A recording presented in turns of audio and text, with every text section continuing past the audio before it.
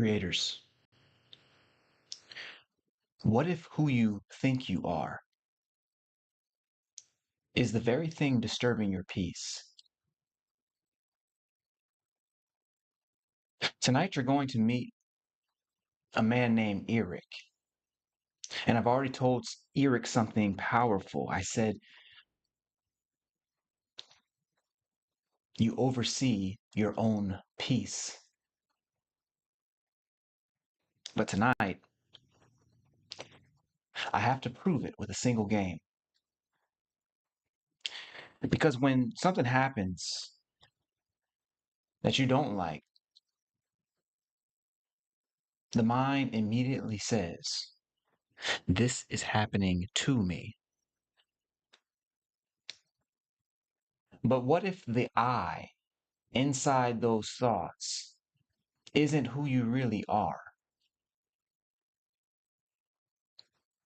What if there's a deeper self? One that doesn't have to fight every experience in order to stay at peace. Tonight, Eric isn't just here to play a game with me. He's here as your mirror. Because every one of us has built an identity around the words, this is me, my body, my thoughts, my story, my problems. That's why tonight we're going to experiment with something radical. What happens when you stop identifying as the body and mind and start identifying as choiceless awareness? Keep it locked. Because tonight we're finding out what happens when you drop the tiny self and discover what remains.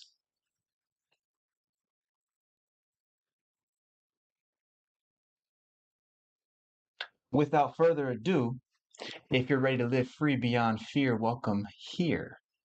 I'm Dr. Shawn, and I believe you do not need years to heal. You just need one real breakthrough. That's why I invented Transcendent Psychology, and I test it in the real world on real people on my game show, Countdown to Breakthrough, the only game show that heals your soul.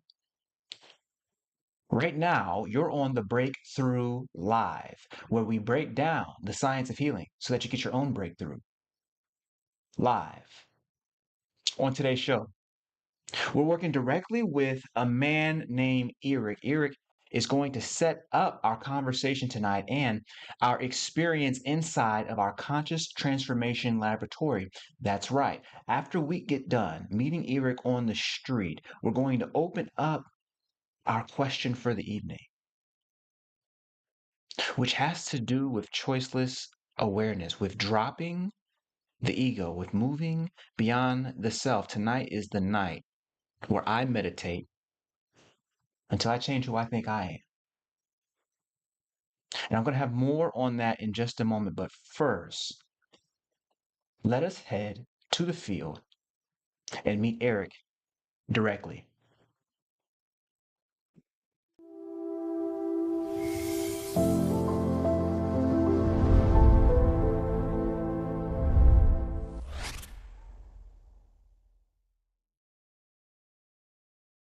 Right now, we are shooting a game series, and in it, I have 7 minutes, okay, in order to show you the power of the mind. And if I don't show you the power of the mind in 7 minutes, I pay you cash just for taking your time. Are you up to play?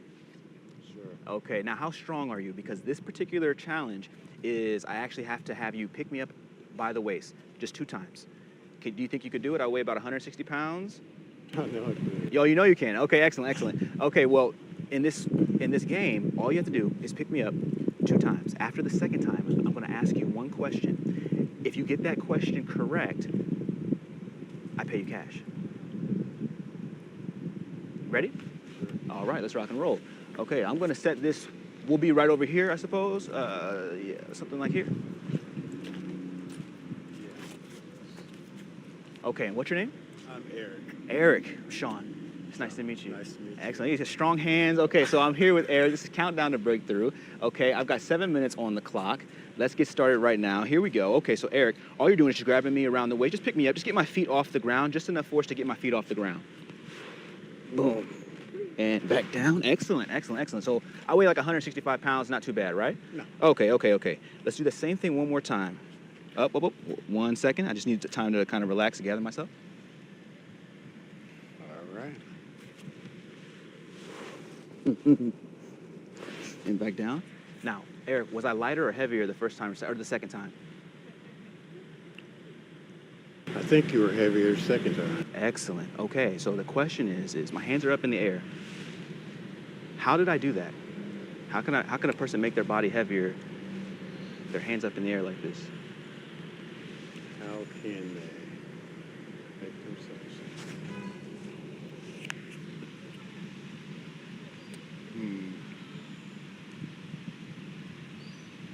It has something to do with gravity. I guess you would be releasing your gravity upwards. Oh, okay, I'm sorry. You're saying releasing your gravity upwards. Yes. What do you mean? What do I mean? It means that you're not being stable. When you're walking, your gravity is going kind of downwards. Mm-hmm. And when you raise your hands, it lifts. It like lifts. Wouldn't that make me lighter? No. Yeah, I guess it would make you lighter, but gravity is a concept to me. Uh-huh. Gravity is a concept, and not many people may not, believe it is, but I do. Yes. But you can. I know for a fact that you can make yourself heavier, and that you can make yourself lighter with your mind. I know that. I know that for a fact. Okay, so that was exactly my next question. So it would not be. You're on to something. You're on to something brilliant. But the actual answer, I'm going to put in an email for you and send it to you because it's different than the gravity itself. But you're right. It is about using the power of the mind. And if I ask you, if I could make myself heavier using just my mind, could you make yourself lighter and happier and peaceful using just your mind? Yes. Ooh. Yes. Ooh. Yes. Yes. And so the whole point of this exercise is just to remind you of that power that you have. Yes, and currently I'm telling you that's what I do. That is what I do each and every day. Okay. It's a work in progress. You do work on yourself internally, and this is something that I know that for a fact that your mind can do some brilliant things. Yes. If you're receptive to it. Right. But you seem receptive. Yeah. Thank you so much for playing. This is fantastic. Could I get your email so I can send this to you? But currently my phone's down. Okay, that's no problem. Give me a couple of...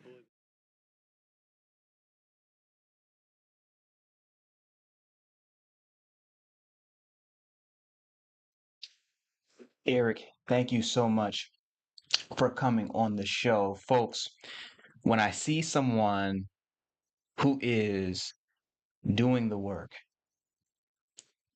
that brings me an immense joy. And it's like, I take these little moments, right? And I clip them basically into shorts. And you know what? Before I continue on going any further, I see some folks have entered into the room. Felicity is saying, "Good evening, welcome in, my love."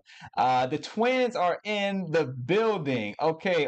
Twin is saying, "Good evening, Dr. Shawn." Good evening, twin. Other twin saying, "Good evening, all. Evening, Dr. Shawn. Good evening to you." Now we are ready to begin our evening, folks. It's so funny how people process what is happening when I do these sort of lift challenges. And I clip the joints and I put them on to the YouTube shorts, or rather the team clips the joints and puts them onto the YouTube shorts, right? And when I sometimes I'll see the comments that come back, and people are like, okay, well, you're throwing your leg back at the last moment, and that's what's making your body heavier. You know what I'm saying? And I'm kind of like, oh, okay. Like one dude was like, it's because you're shifting your weight onto one leg. So if you weigh 160 pounds, if you put all your weight on one leg, now you weigh like 320 pounds. I was like, bro, what, what, what?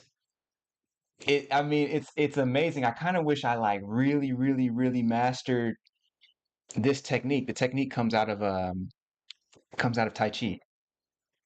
And my first meditation teacher, I call him the teacher, was a Taoist mystic who I trained with for 10 years. And we would work on this concept. We would work on getting in touch with the bioelectric energy of the human body and connecting it with the energetic fields of the planet. You dig what I'm saying? Like that's kind of what Tai Chi is. Like it's what's called an internal martial art. In an external martial art, what you're doing is like karate or boxing or jiu-jitsu, Brazilian jiu-jitsu. You're starting with the body, right? You learn the techniques, you go into a dojo, you learn the techniques physically. And then over time, as you advance your mastery, you go from you're working with your body, then you get put into bad situations, right? Your sensei, your teacher, your whoever it is gonna put you in a bad situation. So then you start working your mind. Yes, you may know the technique physically, but now you need to be able to push through stress. Okay, so that's the mind part. But then as you continue to advance, you start working into the higher realms of what we call spirit, or we could just say awareness. We start getting into higher levels of awareness, higher levels of not just perception, but awareness beyond perception. And so it's like, what's that look like?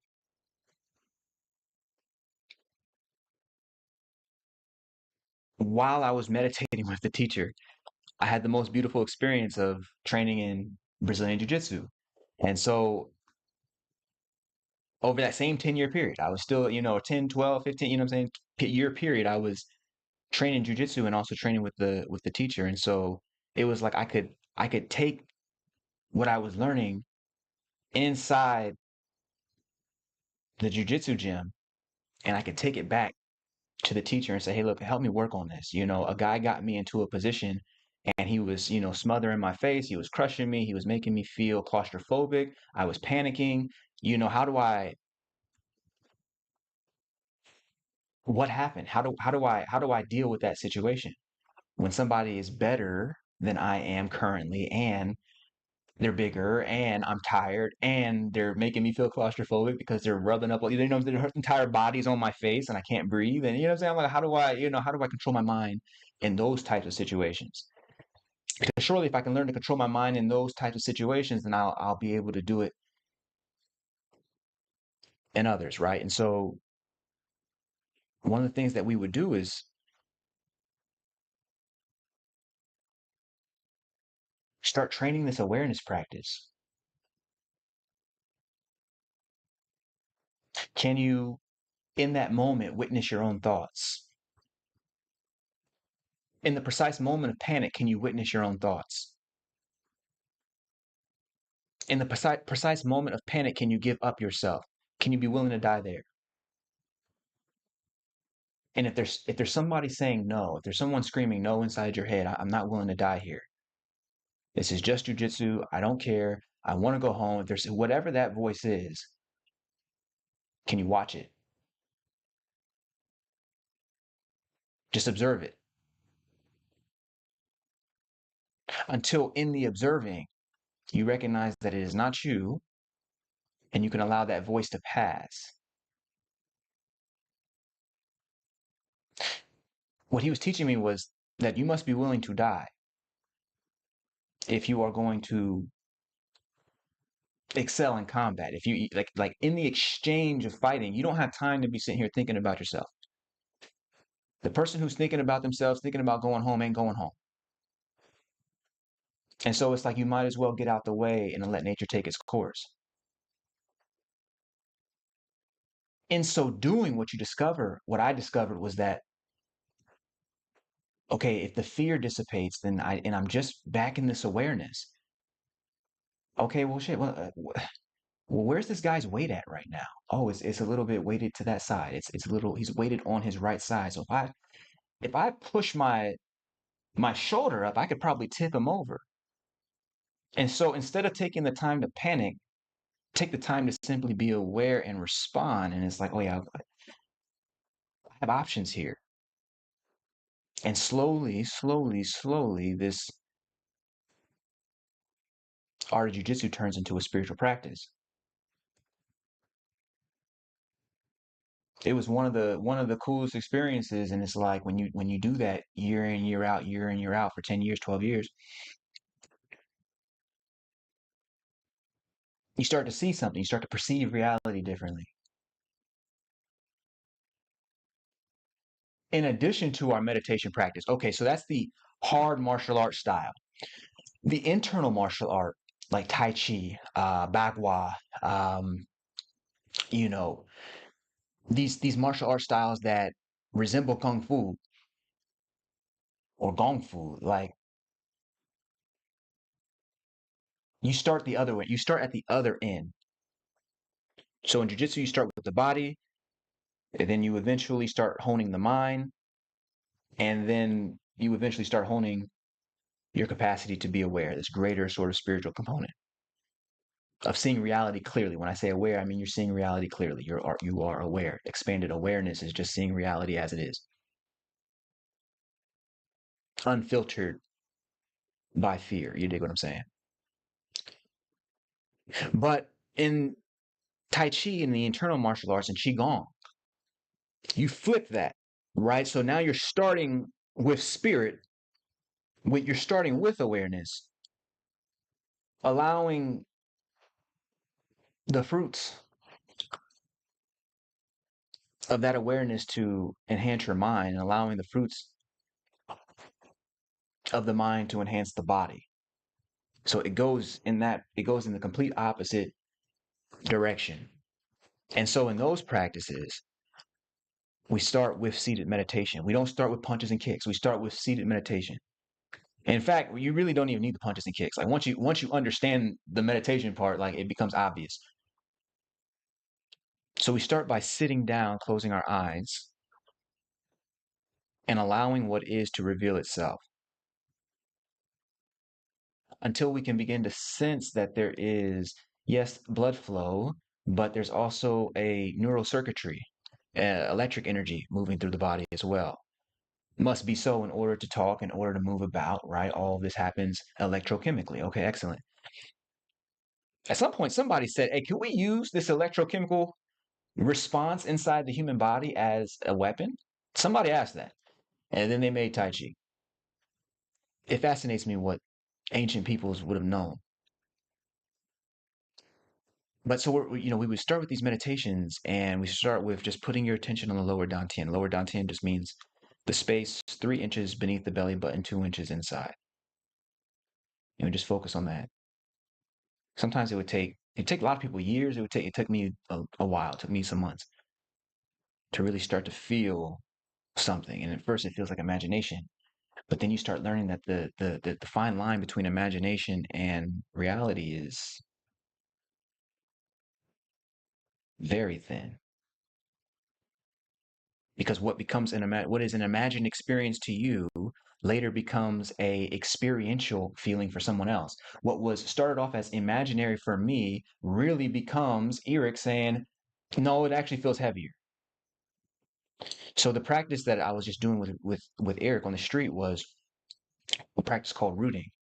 It's the idea of taking that electrochemical energy and you connect it with the magnetic field of the planet. And so if you get really, really good at it, then like they can't pick you up at all. But as you can see, Eric did pick me up. But I can get myself to be like, 50 pounds heavier. You dig what I'm saying? Like, so it would be going from like 160 to 210. Just enough for somebody to undeniably be like, okay, you're heavier. Okay, excellent. Excellent.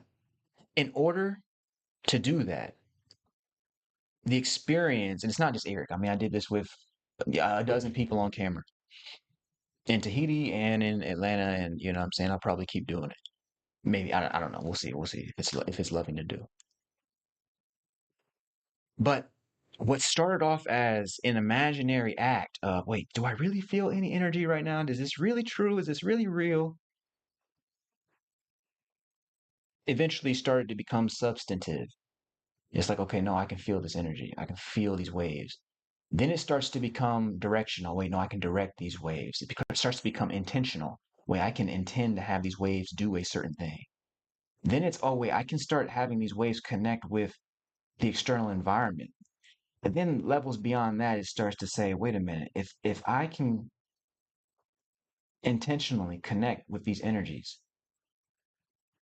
and connect myself with these forces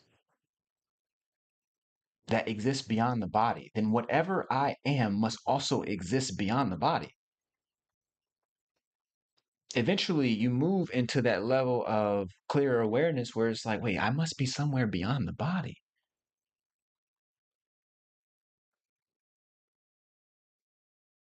because there's no real reason that I should be able to interface with reality in this way.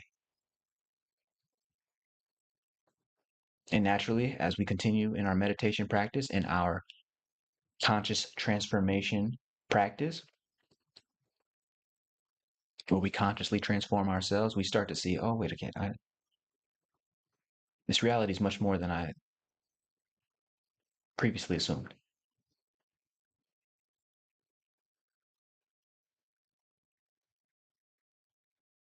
It's so funny. It's like, you know, in jujitsu, when I meet people who, it's like I'll meet purple belts, people who've been doing jujitsu for about 5 years, and they know all of the moves. They know basically all the same moves as a black belt. But the difference between them and us is the moment of intention between the attack. They'll see an armbar, they'll see a choke, and there'll be a slight moment of hesitation, a slight moment of self-consciousness of, wait, can I hit this? Can I not? Is he gonna defend this? Is he not? Well, let me jump on it. And then, you know what I'm saying? By that point, the opponent has adjusted, they're moving, they're attacking. You know what I'm saying? It's a different, now it's a different vibe. But when the intention is pure, when that intention is pure, this is what I started discovering with the teacher. It's like you can approximate the illusion of speed. Babies have this, where it's like babies can grab things faster than you think they can grab them because there's no hesitation. They see a hot stove, they see something nice, something pretty that they want, they see anything that they want, they'll pick it up right away. There's no looking around to see if somebody, it's just boom. You just go straight forward. They go straight forward. So it feels like they're fast when really they're just not hesitating. They're not putting brakes on their behavior. And so it's like the highest levels of martial art are just returning to that childlike experience. Now, of course, you've conditioned your habits in such a way that you're making superior choices. But the point is that you're making those superior choices in such a way that they feel autonomous. They feel like they're happening on their own.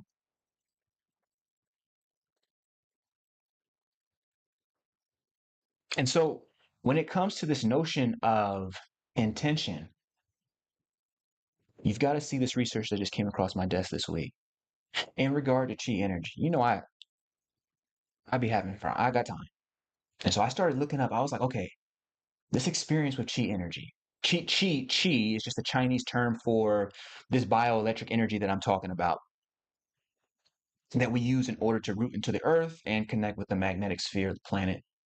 And by the way, it's okay if you don't believe in any of like I could care less. But like the point is that I started asking, okay, what do academics know about this? What do the parapsychology What's the parapsychology research saying? What is the academic traditional psychologists? What are they saying? Have they run these tests?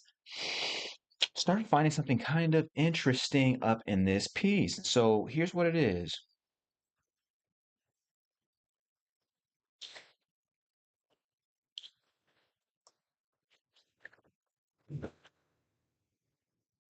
So this is just like something called the biological and cellular effect studies. Some of this didn't produce anything that was like meaningful.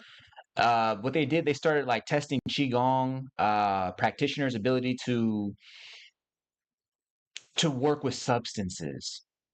Okay, so I'll go down here to this part right here. A parallel line of Chinese research. So these Chinese researchers examine Qi's bidirectional effects, the ability of a Qigong healer, their stated intention to either promote or inhibit the growth of E. coli bacteria, right? So they put some bacteria in a petri dish and then they say, all right, can you stop or somehow interrupt this the biological processes that are happening with this E. coli bacteria? If you say you have this mystical power of chi energy, like let's see you use it. Okay, so an early study by Fang and colleagues at the Beijing Center for Immunological Research found that when a Qigong healer's intent was to destroy bacteria, E. coli growth inhibition ranged from 45% to 91% compared to controls. Okay, so that's very fascinating. That's very fascinating. I'm going to come to that in just a moment. Like what's happening there? Here's that word again, intention. Intention. In order to direct this energy, there must be intention. But what we find is that the intention can exist in and outside of the body. And that what starts off as imagination, when properly intended, becomes an experiential effect for somebody else on the street.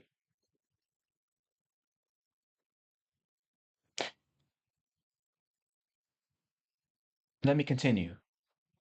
A more recent controlled 2009 replication attempt um, showed the predicted pattern: significantly higher bacterial density in the promoted group and significantly lower density in the inhibited group relative to controls.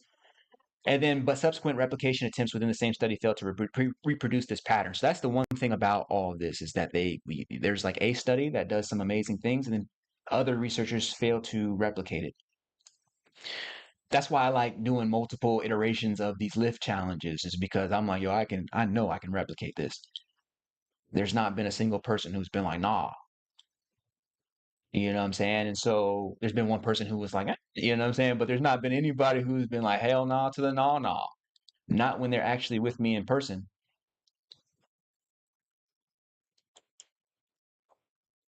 Okay, so other cited biological studies report effects on cancer cell lines and molecular pathways. External qi from Yanjin Qigong was found in one study to differentially regulate the extracellular signal regulated kinase signaling pathways, reportedly showing cytotoxic effects on cancer cells while sparing normal cells.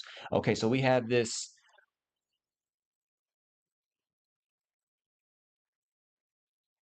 reduction of these cancerous cells and the normal cells get spared. Fascinating.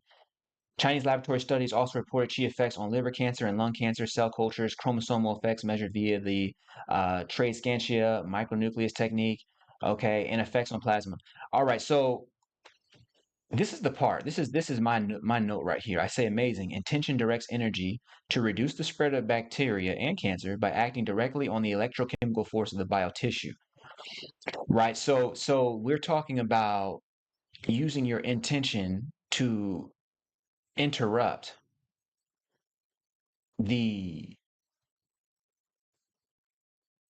sort of life force of small bacteria, or the life force that drives cellular multiplication, which is responsible for cancer, right?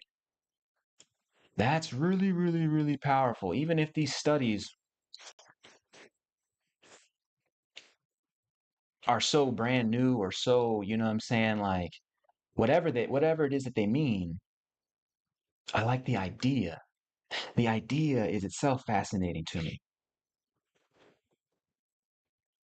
And so this notion of intention.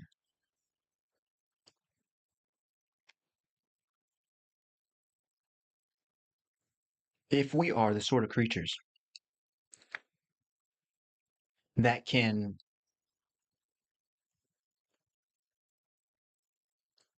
merge our minds with this universal energy, this energy that flows in and throughout our bodies, because it's not just the chi that is native to the human body in the human form. There's also, as you get more advanced in Tai Chi, you start to be able to connect with the chi that is external in the external environment, and you start to be able to use that. And so it's that you start to be able to use it as if it is your own. We call that heaven energy, earth energy, right? You start to be able to use it as if it is your own, which naturally leads you to the conclusion that, oh, wait, whatever I am must be beyond this body. Because there's no reason I should be able to manipulate the energy that is existing outside of this body if I am not also there too. You understand? There's no reason I should be able to manipulate the energy outside of this body or having a measurable effect on somebody else if I'm not also existing outside of this body to utilize this external source. And so when we start thinking about the nature of the self, who the hell are we talking about when we say I have a problem? Who are we talking about? Who are we talking about when we say the word me? Who exactly is it? And that's what I want to investigate tonight.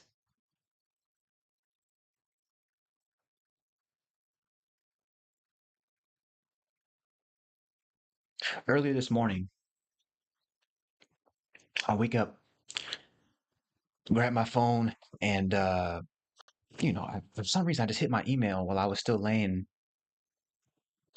down, and I got an email from the teacher,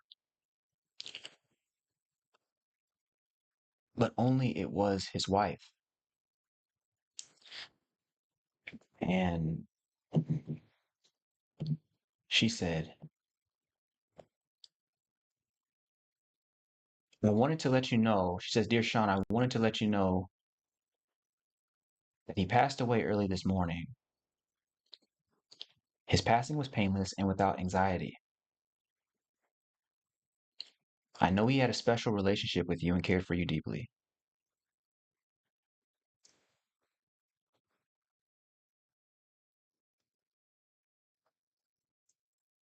Like, I'm literally reading the email, and it was like, oof.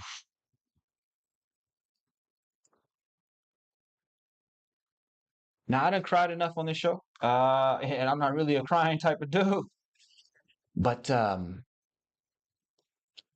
it's like, I spent a lot of time kind of wondering what was going to happen here. Like, how are we gonna, what's gonna happen? And today was the day. Just this morning, I rarely get a chance to document things when they happen on the day that they happen. Usually, it's some time away. But I went outside instead of getting right to work. I went outside, and I just went for a walk instead.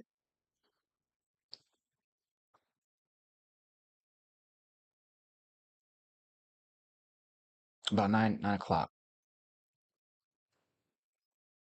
As I'm outside, I was like, let me just tune in for just a moment.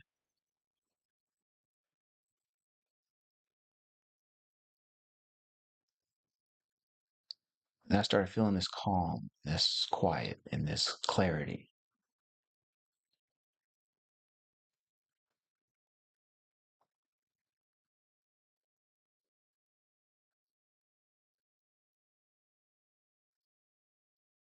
And so the whole time I was like, okay, let's get back into this experience of love. Let's get into our experience of oneness. Let's get into our experience of, let's get centered. Let's return to our roots.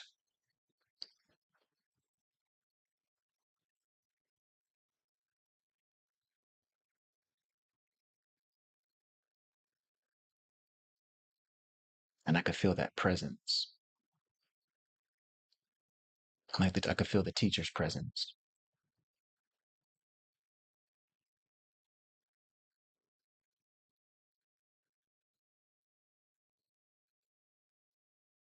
I wrote something down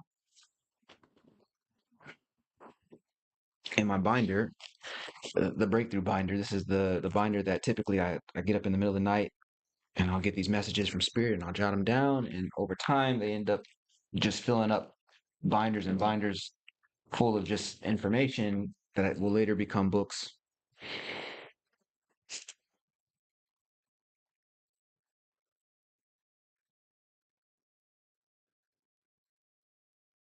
I said the teacher passed this morning. We knew each other 15 years near to the day. I went for a walk during the morning as soon as I found out and was overwhelmed with calm, clarity, a certain satori. I could sense his transition and his still presence with me.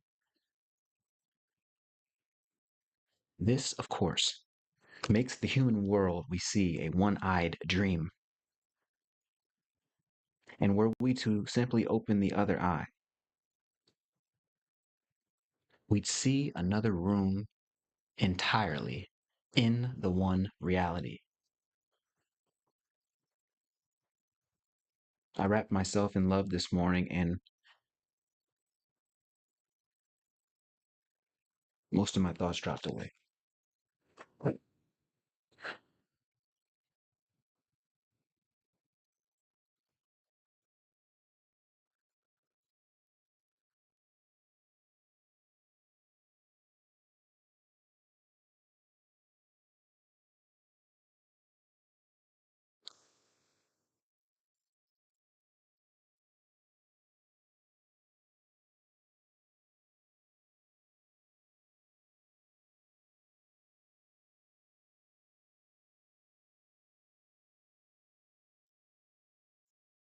The teacher was my meditation teacher, and he taught me how to access and explore higher dimensions within.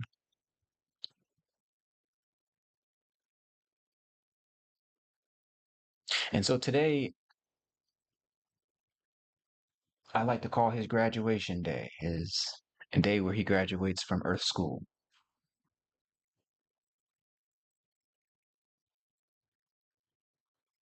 the place where we get to be met with challenge after challenge and also be met with the triumph that comes from returning to God in order to seek our answers, returning to God in order to get our answers. When I say God, I don't mean guy in the sky. I mean the fundamental essence of reality, the basic basis for existence.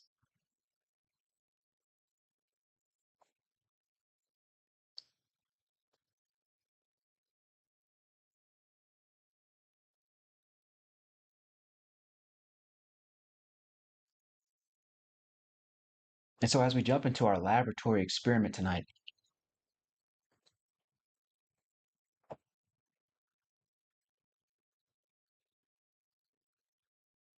I want to be investigating this self. Remember, I told you a few weeks ago, our last conversation, which was just, wasn't it just like a week ago, 2 weeks ago? I was just telling y'all about this. It might have just been last week, where the teacher was telling me that I said, what can I do for you? How can I help you in this, your sort of final days? And he said, I'm the one that is about to receive everything. I should be asking you that question. And what I find is that when we can relax and open that other eye, we see that there are just more rooms to this reality than human perception can possibly fathom. I noticed this when my own dad passed away. in 2018, I would have these dreams. I had one dream in particular, I'll never forget it, where, we're in this park. It's after he passed, but we're in this park inside of this dream. And it's like, it's just the moment to get out everything, to kind of be like, hey, look, I'm sorry for this, I'm sorry for that, all just everything. I can't remember the conversation inside the dream. I can only remember the way it felt, the cleansing feeling. Like somebody just came and just sucked out all the any trauma, any negativity, just sucked it out. There's one moment that I do remember very vividly. We're walking around this. We were from Ohio, okay, and so it's kind of like, it's cool, but we were just in one of the kind of bust down parks inside of Ohio. I don't even know. I've actually never been to this park inside of this dream, but I've been to enough parks like it that are kind of like, there's just not much going on. You know what I'm saying? It's just like a loop of gravel and a patch of grass in between this quarter-mile track. And we're walking on this gravel, and the parking lot is just there. It's just over there. And and you can see the exit. And we're walking and we're talking, and we must have been doing that for hours inside the dream. And at one point, after we get everything out, all of the hugs, all of the every single thing out, he says, "Look, if you're ready, when you're ready to go, all you need to do is walk out the park. Just take that exit. When you're ready to go, just walk that way. Just walk out the park." And so after a few more laps,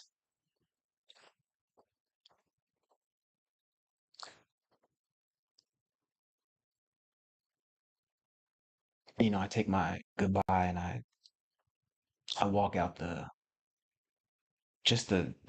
sort of wooden gate, the wooden entrance. I just walk out. I'm barely a moment past it, barely a full step past it, and I literally wake up immediately. I was like, oh boy, was that real? Right? Remember my lessons with the teacher, this notion of the fine line between imagination and the experience, the imagination and the intention, the imagination and the actual lived experience that other people can feel, the fine line between imagination and reality. I was like, was that real or did I just dream that? Was it just imagination? Fast forward 2024, I went to go see a spirit medium for the first time, if y'all believe in that. And I've never been to one, you know what I'm saying? But I was going through something at that moment. So I was like, all right, let me go check this one out. I'll tell that story another time. But the part that's important here is that I get up into the spirit medium joint, and it's an old lady up in there, and I was like, okay, I would have canceled this, but you know what I'm saying? Let me at least see what you're talking about. You know what I'm saying? I was like, let me see what you're talking about. And I was like, you know what? Spirit medium lady, connect with my dad. I want to hear what he talking about in regard to this situation.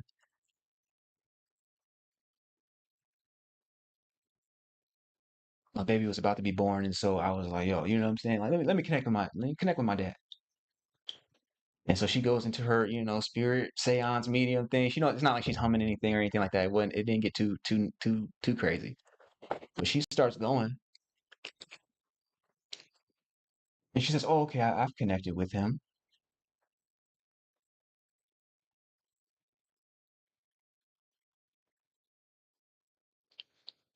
She said he finally knows love.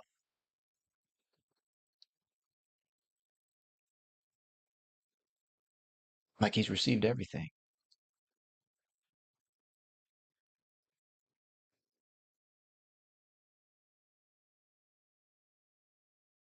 I said, okay. She says, the spirit medium lady tells me, she says, your dad is telling me that you've already talked after his passing. Does the park sound familiar?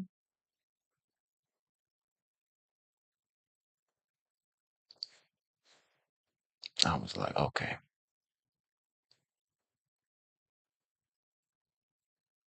I said, all right.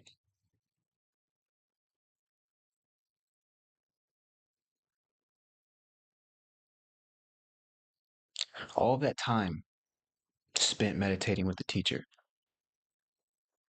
we started to see these different dimensions open up.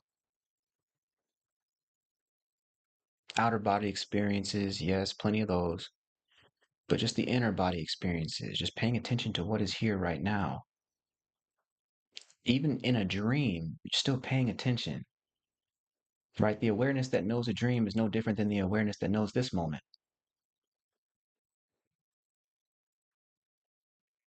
in which case all imagination and reality happen in the same environment, the environment that is called awareness. It happens within awareness. You are aware of both imagination and reality. They exist in one space.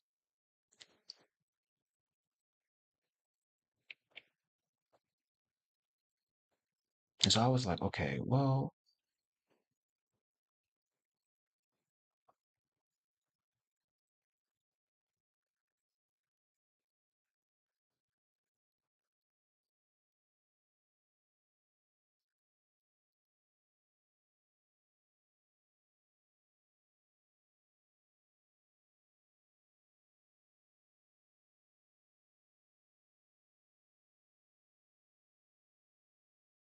can we go even deeper?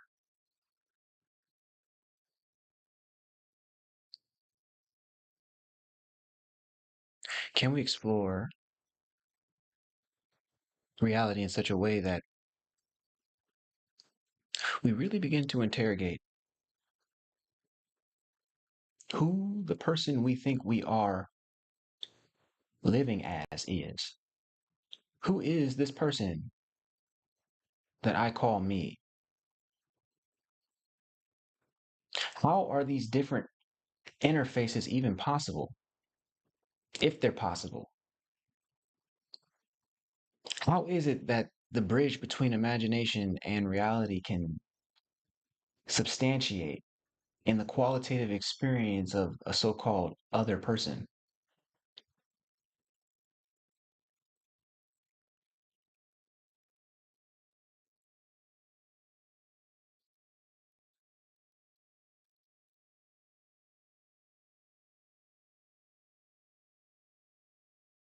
Over these past few weeks, I started noticing that every negative thought I've ever had always comes down to a idea of this is happening to me. There's always a self, not a large self. I'm not talking about an eternal extra. I'm not talking about supreme atman. I'm not talking about the god self of that the Hindus talked about. I'm talking about a person who thinks that they have a body and you know what I'm saying, like gotta pay a mortgage and all that. You know what I'm saying? I'm talking about the person, the tiny self. It's like I've never had a problem that didn't belong to a tiny self. And so it got me asking the question, okay, what exactly is this self, by the way? What is the self? And as I asked that question, I started getting to, oh, wait, the self is just a belief. Like the tiny self is just a belief. What is a belief? It is a thought plus the feeling of certainty that it is true. If it was just a thought, no problem. But when you also have that feeling of certainty that this thought is accurate, is true, then it becomes a belief. And that belief is what forges our experience of reality. But over these past few weeks, if you've been joining us on the Breakthrough Live, we've been seeing that when we return to a choiceless awareness, the sort of awareness that is always aware even when you're sleeping, the kind of awareness that you couldn't turn off. Even if you get knocked out, you're aware that you were just knocked out. You were just asleep. You were just not walking around. So there's a choiceless awareness. Okay. Last week we discovered that when we are abiding as this choiceless awareness, the belief, whatever belief surfaces and is looked at, observed from that choiceless awareness, it becomes inconsequential, insignificant. So tonight, as we go into our conscious transformation laboratory,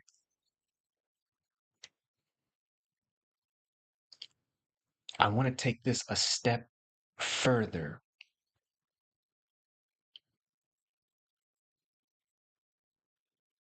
I'm not sure exactly how tonight is going to go. It is possible that tonight I'm going to ask if this were boxing. It's like tonight I'm going to ask for you to learn how to jab so well that you no longer need the hook. I'm going to ask for you to learn how to pop your punches so well that you no longer need the cross. You dig what I'm saying? I'm like it's like that. It's like I'm going to ask for you to do something that is so simple, so well that you don't need any of the extra steps after it. But I'm not sure. I'm not sure.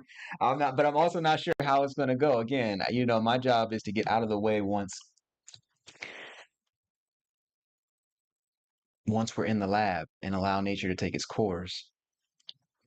The other way of saying that is to allow God to show up and direct the way.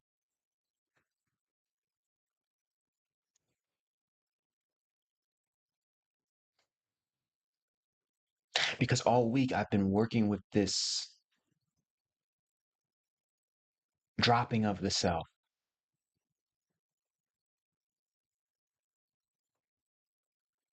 If I can drop the tiny self at a moment's notice, that really becomes the definition of invincible. You dig what I'm saying? If I take you back to the martial art, the Brazilian jiu-jitsu situation,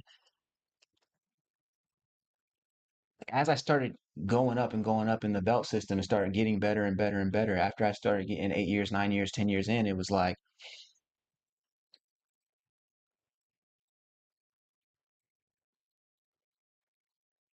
the techniques that I learned for dealing with anxiety were better than any technique for knee bars and leg locks and anaconda chokes and whatever else. You know what I'm saying? Like, because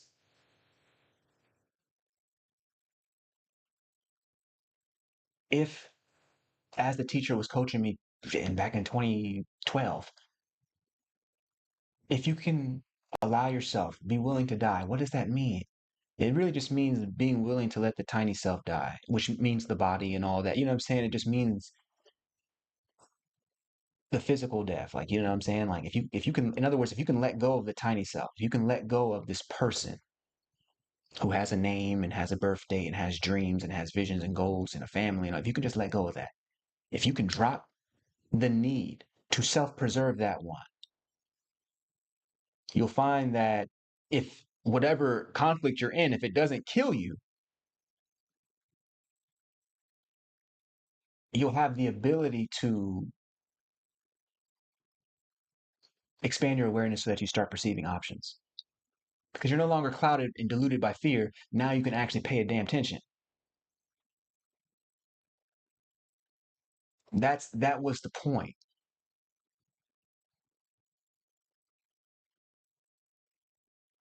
I found, and there's really no greater technique than love.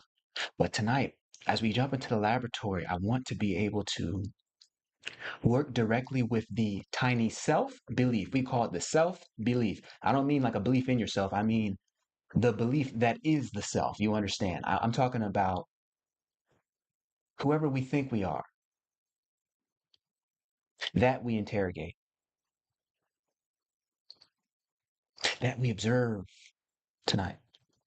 With this choiceless awareness, we try and go into it trying to manipulate or bully this tiny self, that'll backfire. To be honest, I don't even know how tonight's going to go, but we got to get into the laboratory. And I do believe that now we have an understanding of why it's valuable to interrogate this tiny self. Because if you think about it, like every problem you've ever had is always revolved around the you, the one you say is me, the person. If you can drop that belief, the mystics called this, I think it was Meister Eckhart, said, you must die before you die. I know Eckhart Tolle certainly quoted somebody saying the same thing, but the idea is you die before you die, which is to say, learn how to give up the tiny self. Learn how to give up the self-belief. That's one word, the self-belief, like what I'm saying, self-belief. The belief that is your concept of the self. You understand? To do this on command. Anytime you feel too much belief going into your personality, making your circumstances feel more real than they ought,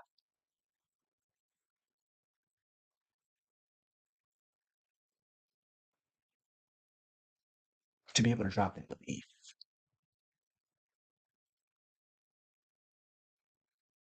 Just to clarify, folks,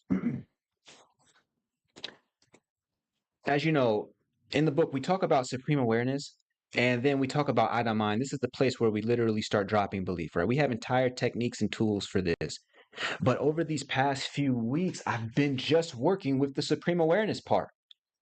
It's like, it's like, it's like if I can just be at the supreme awareness component, again, we go supreme awareness, item mind, the faith practices, and then back to supreme awareness. This is what constitutes the conscious transformation technologies, basically the meditative tools that we use in order to transform our belief and transform ourselves in transcendent psychology.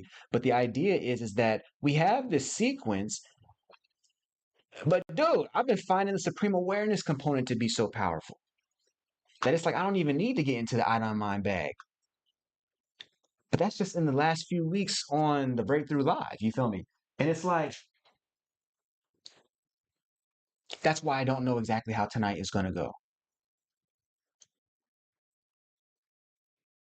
Because it tonight may call for an eye on mind practice. I don't know. But I know we're going to start with awareness. And I don't know much else after that. You know what I'm saying? So we about to go through, see what it is, see what it do, see how it do, and then you know what I'm saying, like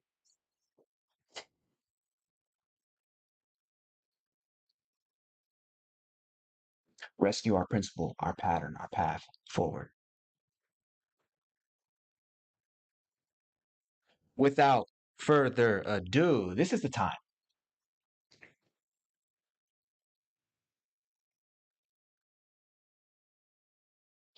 for you to find a quiet place, a place where you're going to be able to enter into the conscious transformation laboratory with us and not be disturbed. Find a nice, comfortable chair if you are seated. You are sitting at the edge of your chair, feet firmly planted on the floor.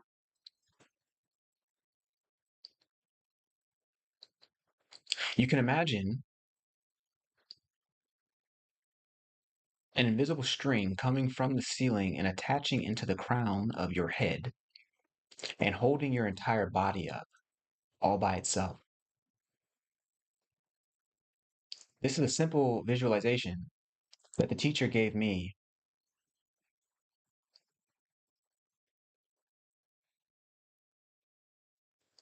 The visualization simply helps to keep your back straight, which promotes oxygen flow, energy flow, and blood flow, facilitating concentration as we enter into the conscious transformation laboratory, if you are standing feet shoulder width apart, toes slightly turned in, hips slightly tucked underneath. And that same imaginary string is coming from the ceiling, attaching into the crown of your head and holding your entire body up. Your back is straight. If you are laying down, you are laying down flat on your back, hands by your side, head tilted slightly upward, tongue on the roof of your mouth.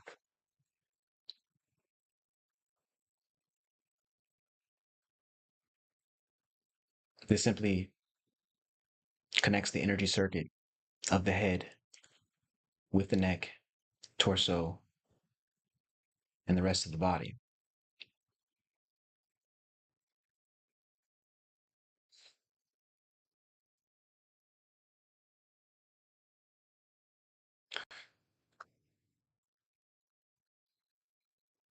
Mm.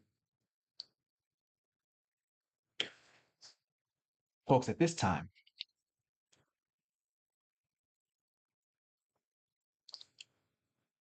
it's time to enter into the conscious transformation laboratory.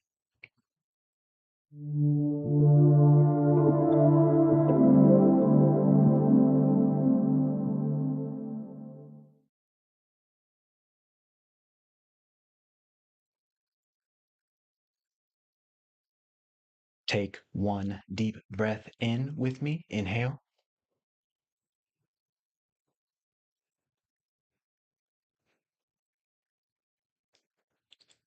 Exhale.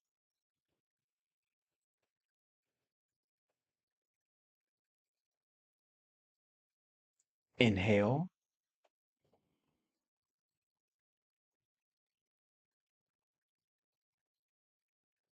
Exhale.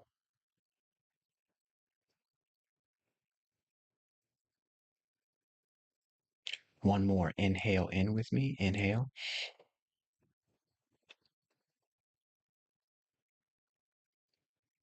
Exhale.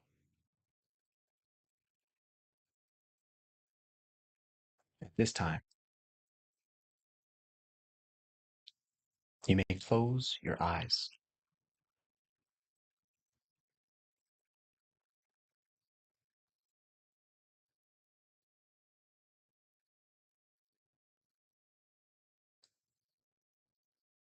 As you sit with eyes closed,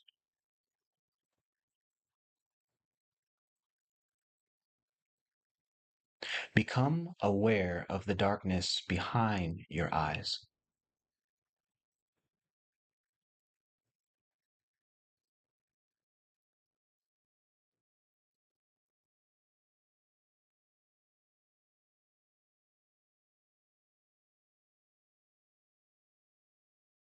And as you are aware of the darkness behind your eyes,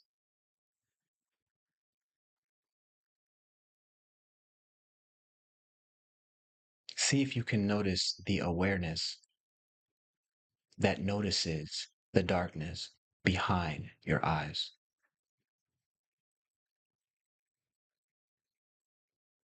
See if you can become aware of awareness itself.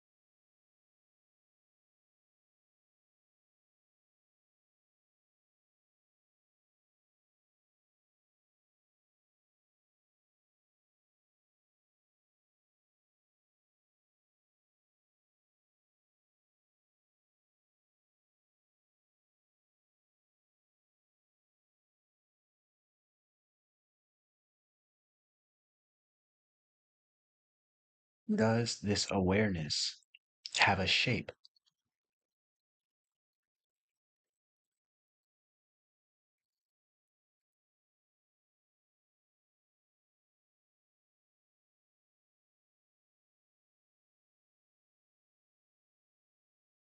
Does this awareness have a form?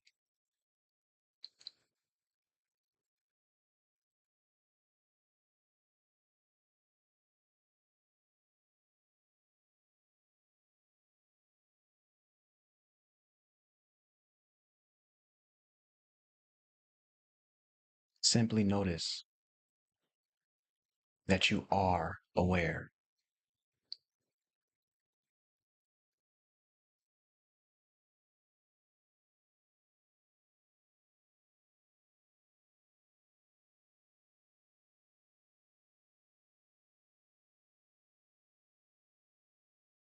When thoughts come, and they will,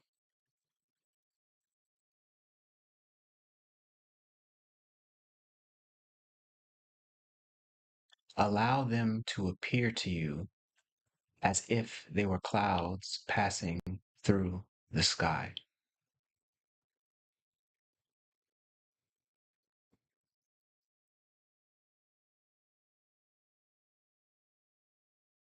Do not follow the thoughts, nor do you need to touch the thought.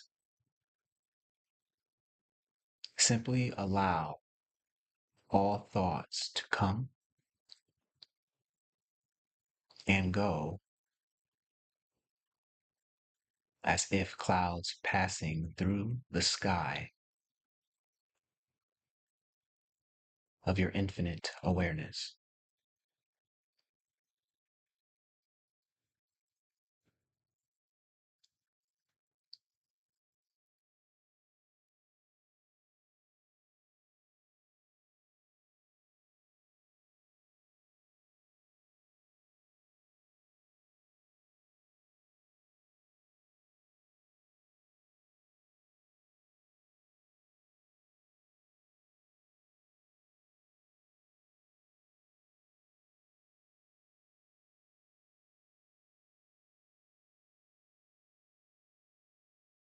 To notice yourself.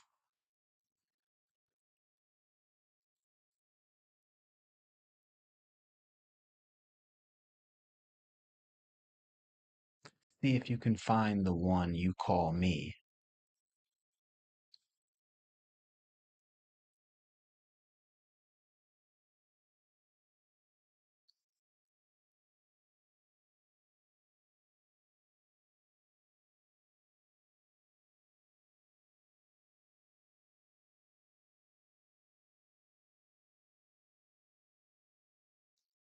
Allow your awareness to expand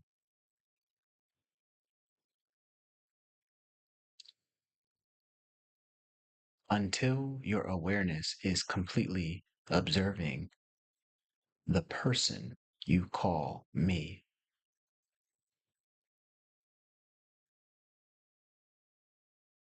Notice how awareness is aware of the body.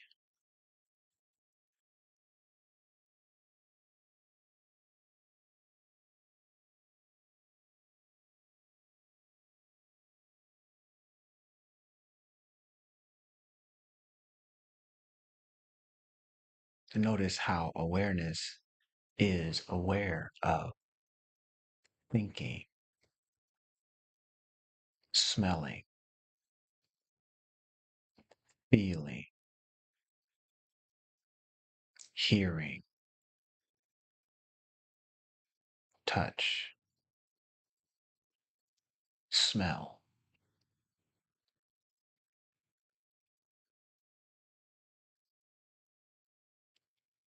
Notice how this awareness is aware of all your personal stories, all of your personal memories,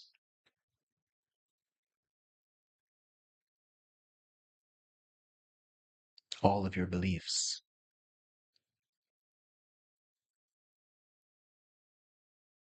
everything that belongs to the one you call me.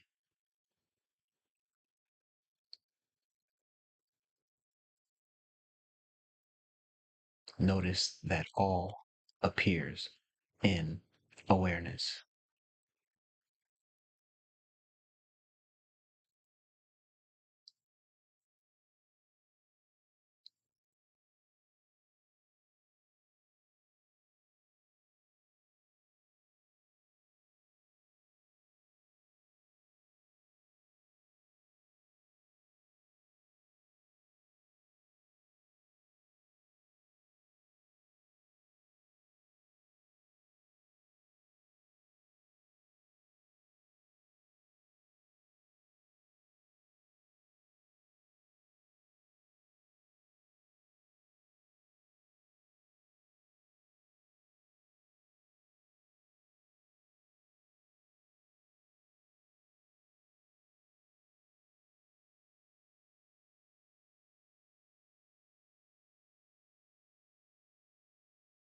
Notice that this me, this person that you refer to as me, the person that you refer to as you,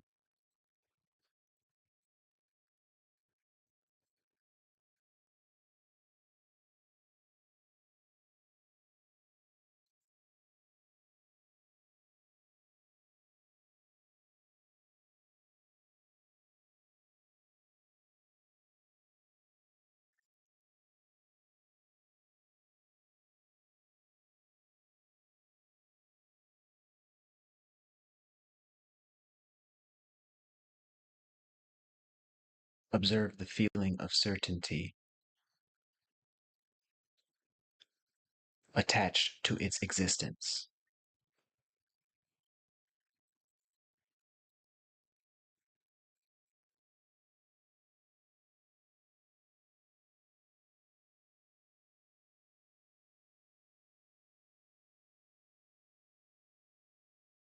Both the thought of me, your tiny self, and the feeling of certainty attached to it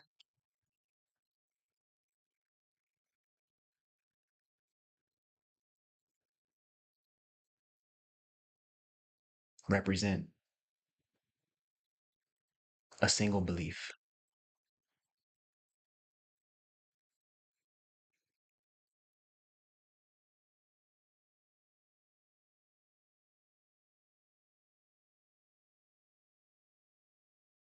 All there is to this one you call me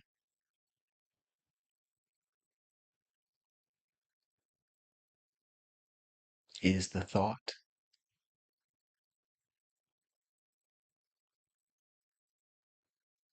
and the feeling of certainty that the thought is true.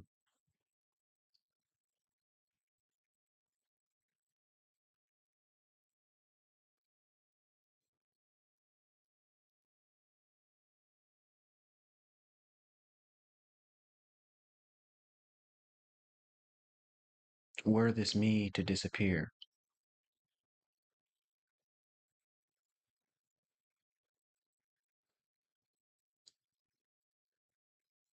all that would be left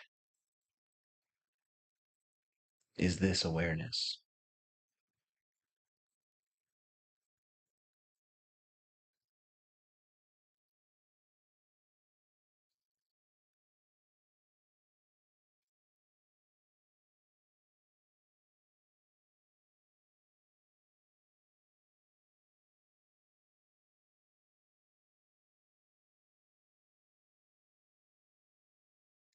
This awareness is present when your me is present. And this awareness is present when your me is not present.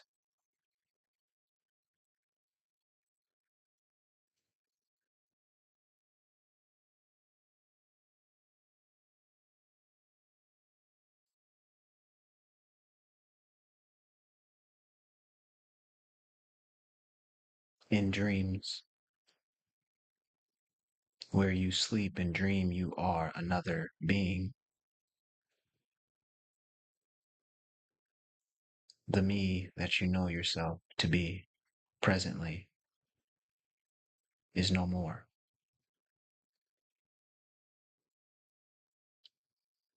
Indeed, this me only returns upon waking back to this world.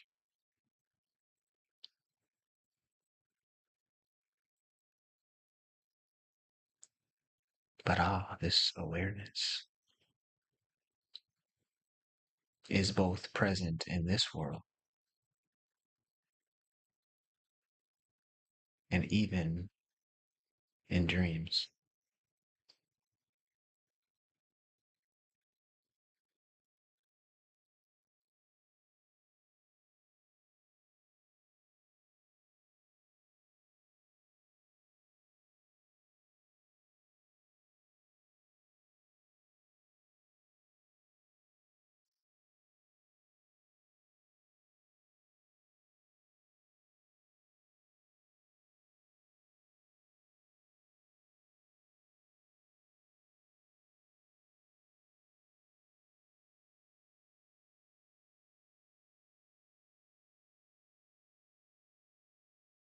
Abide as this awareness.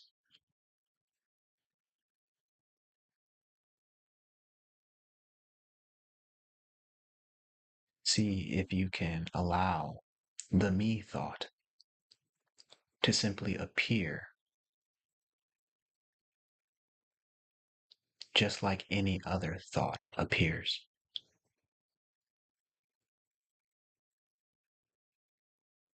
The me thought simply appears like a cloud passing through the sky of awareness.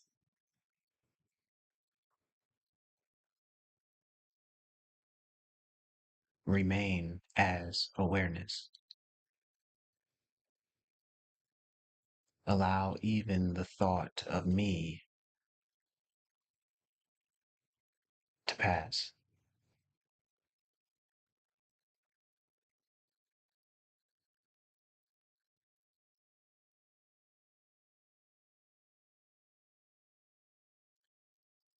Your story,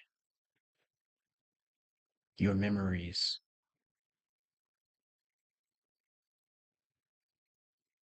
everything you call your life.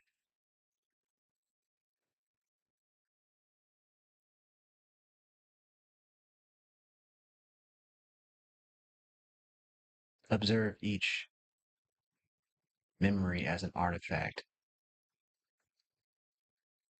each thought of the self as an artifact.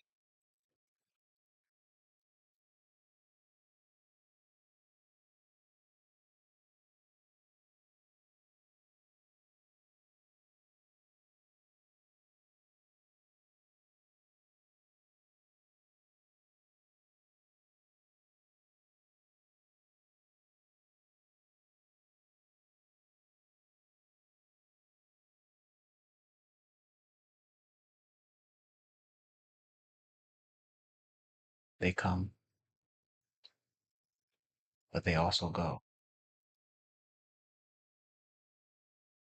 Simply remain as awareness.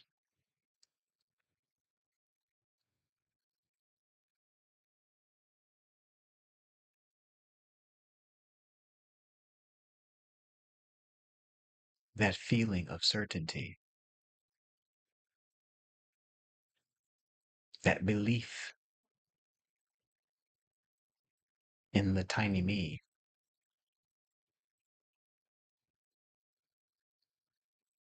Observe that feeling as if it too were a cloud passing through the sky of your awareness.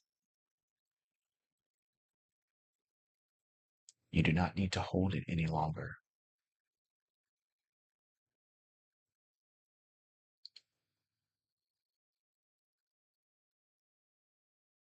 both the thought of the tiny self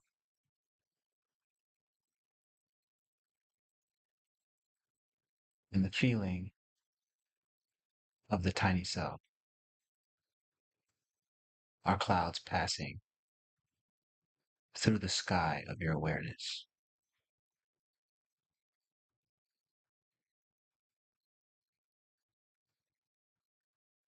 Observe the full belief in the me that you believe you are, the me that you formerly believed.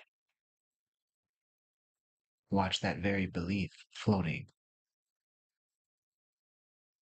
like a cloud passing through the sky of your awareness.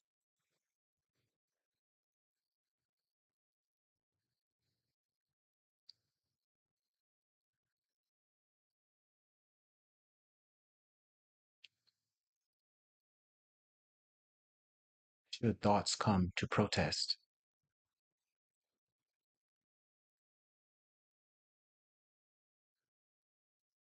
and question your observations,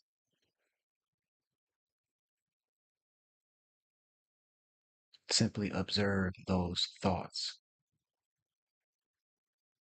as if they were clouds passing through the sky of your awareness.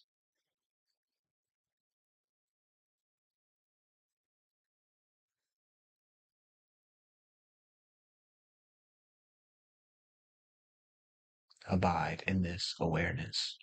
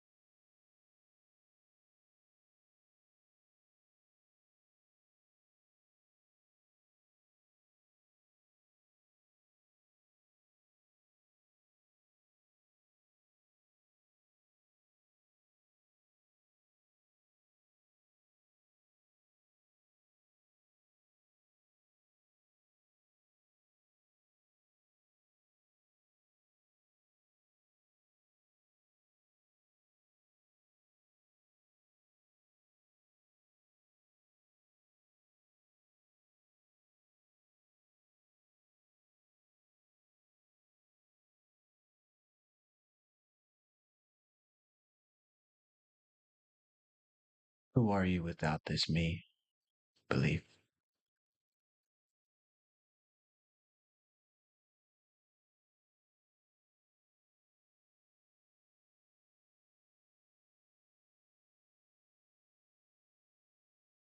allow whatever answer appears to you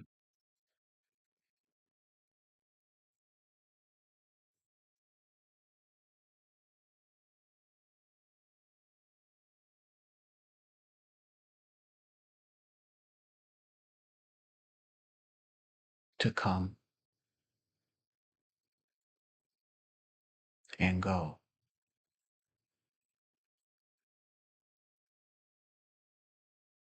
as if it were a cloud passing through the sky of awareness.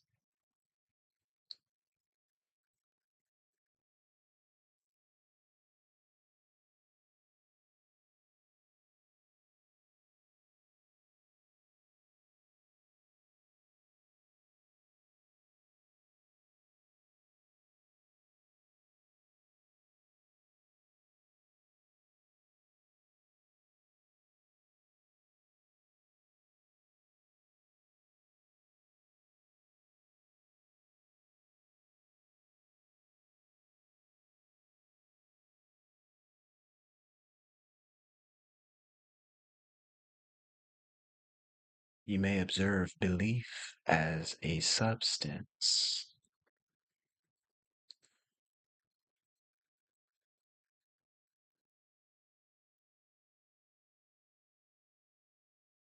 that, when attached to a thought, becomes reality.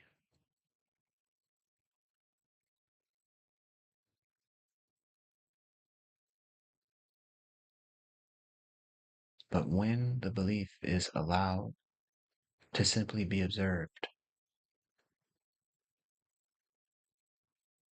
in this choiceless awareness, as if the belief were a mere cloud passing through the sky of awareness,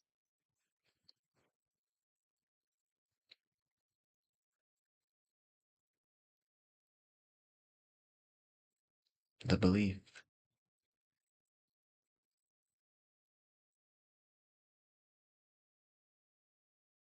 holds no more power over you than a cloud passing through the sky of your awareness.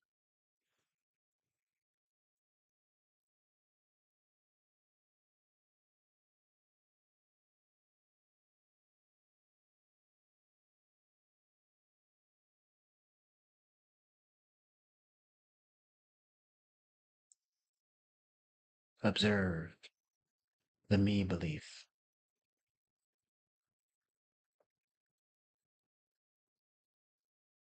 as if it were a cloud now,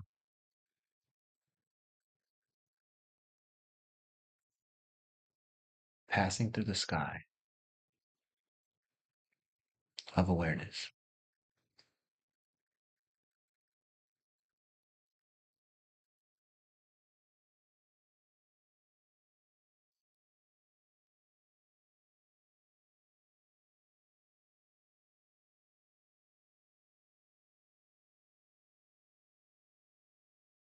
Abide here.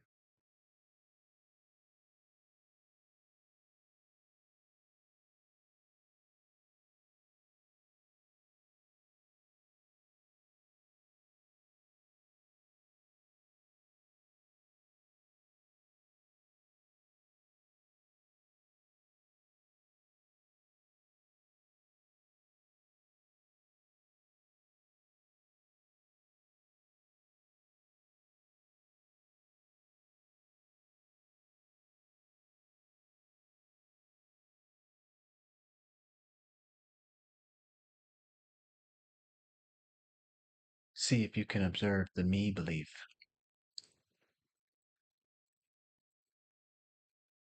right as it appears,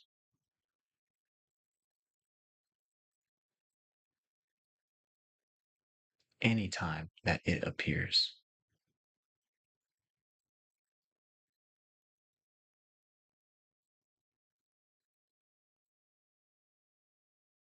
You do not need to judge the me belief.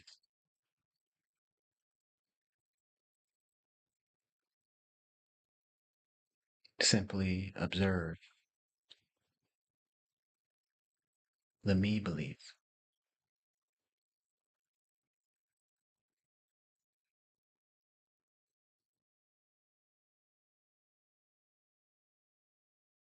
the belief in yourself as a person. Simply observe that belief as if it were a cloud passing through the sky of awareness.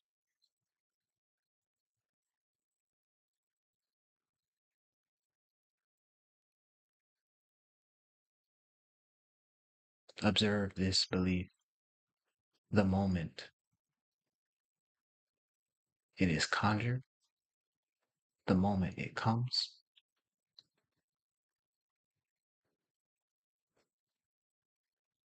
and observe what reality is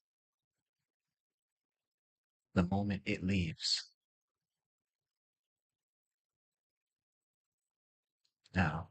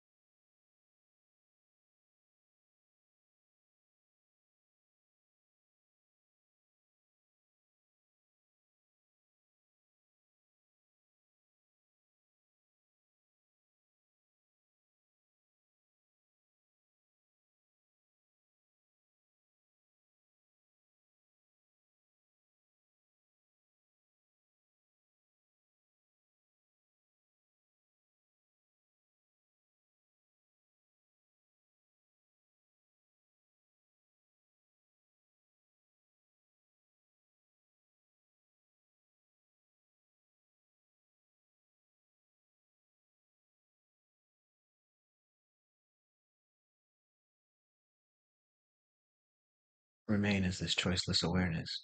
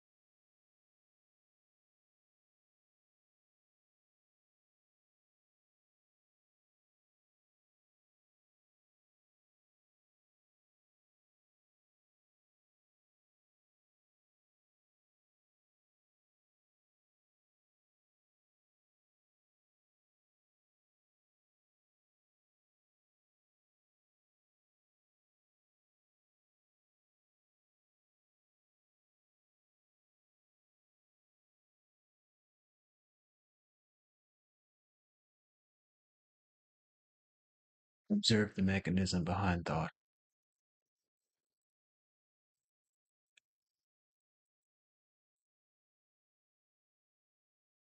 Where do thoughts come from?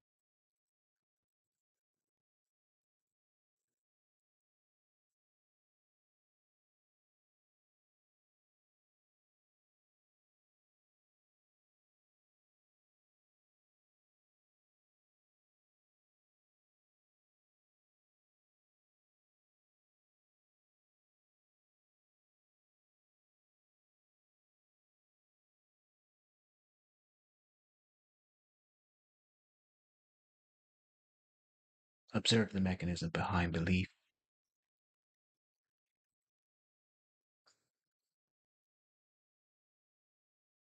Where does the feeling of certainty come from in your experience?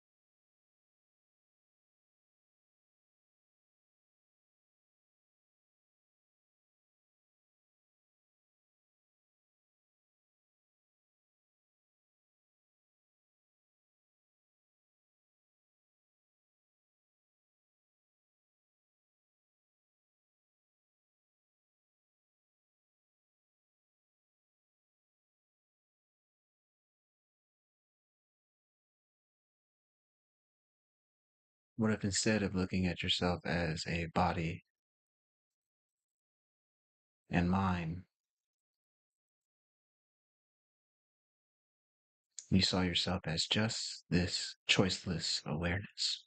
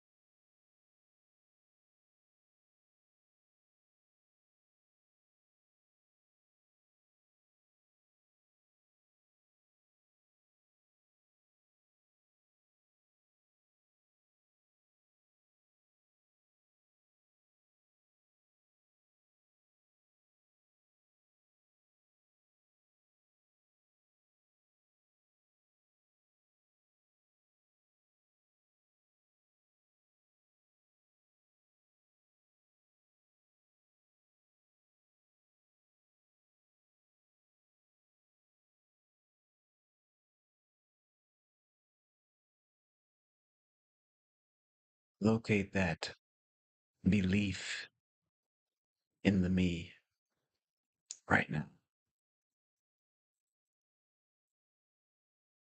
See if you can find that belief,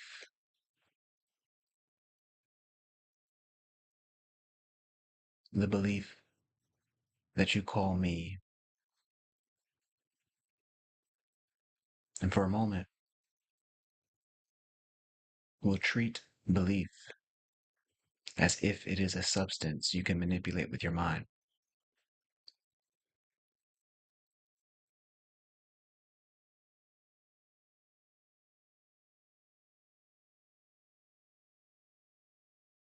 Find the me thought.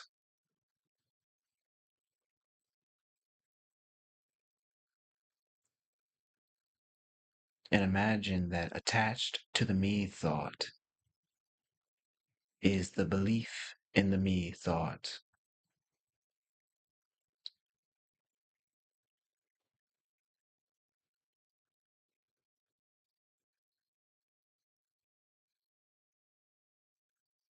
The belief in the me thought is attached,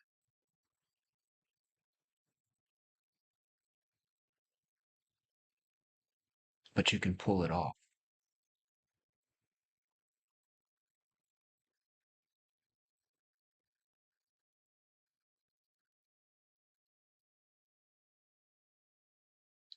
With an imaginary hand, pull apart the belief from the me thought. Now,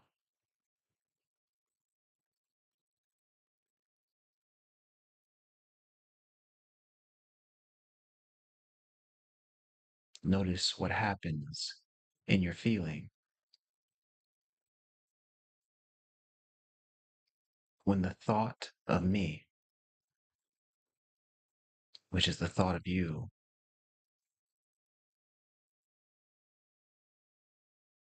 is no longer attached to belief.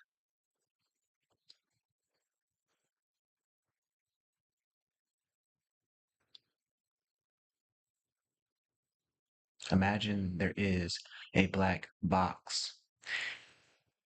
Whatever goes inside of this black box immediately vaporizes into white light. Place this belief that was formerly attached to the me thought inside of this black box. Now, with your imaginary hand, drop this belief substance into the black box and watch it vaporize into white light.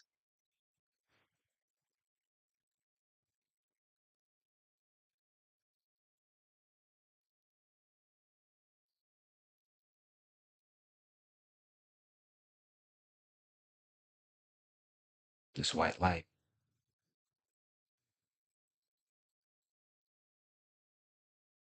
bursts from beneath the box, and the belief formerly attached to the me thought is now completely vaporized in white light.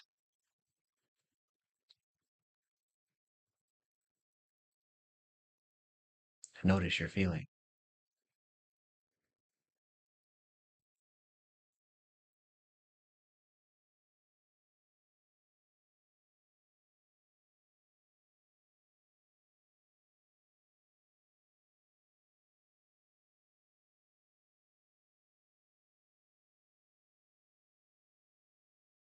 Who are you without the belief in me, the personal self?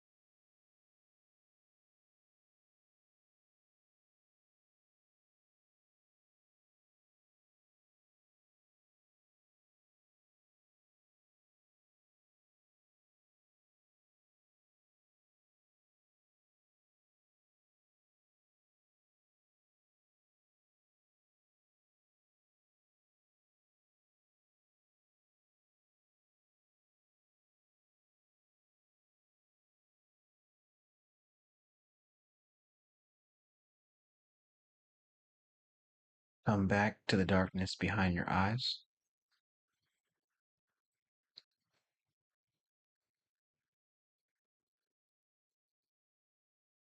Take one deep inhale in with me. Inhale.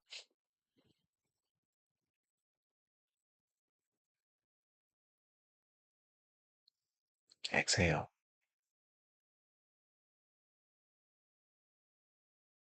Inhale in.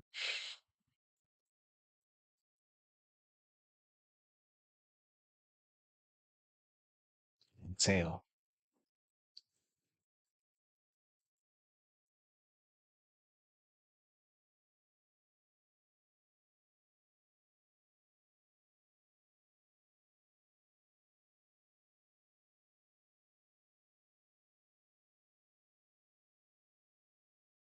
Anytime there is belief in the one you call me, you may strip that belief and return it to the black box.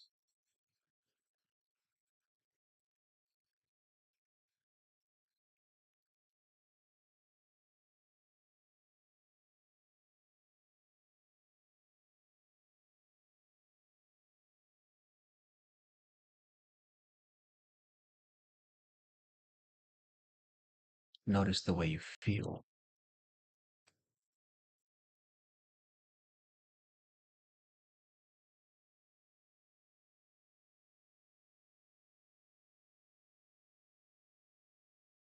Take one final inhale in with me. Inhale.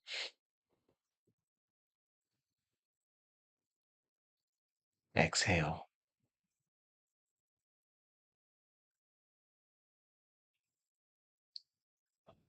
When you're ready, you may open your eyes.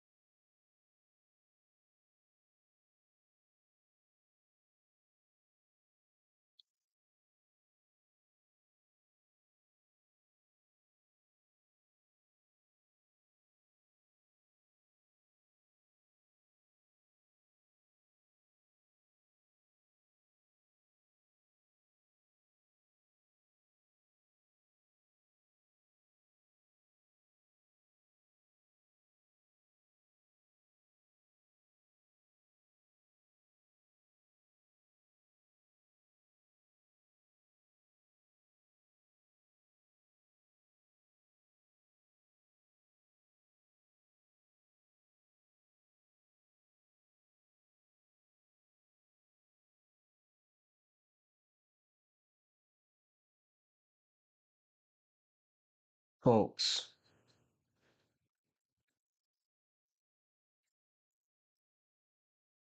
tonight was an interesting one.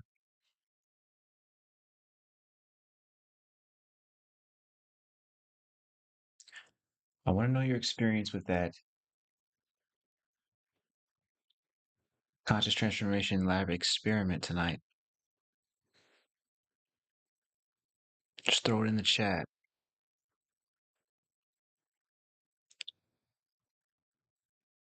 For me,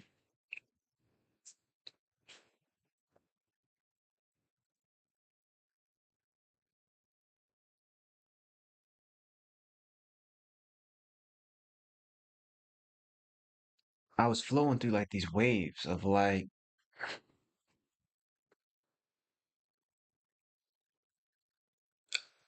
that awareness, that choiceless awareness. There was like this joy, joy, joy, joy, joy.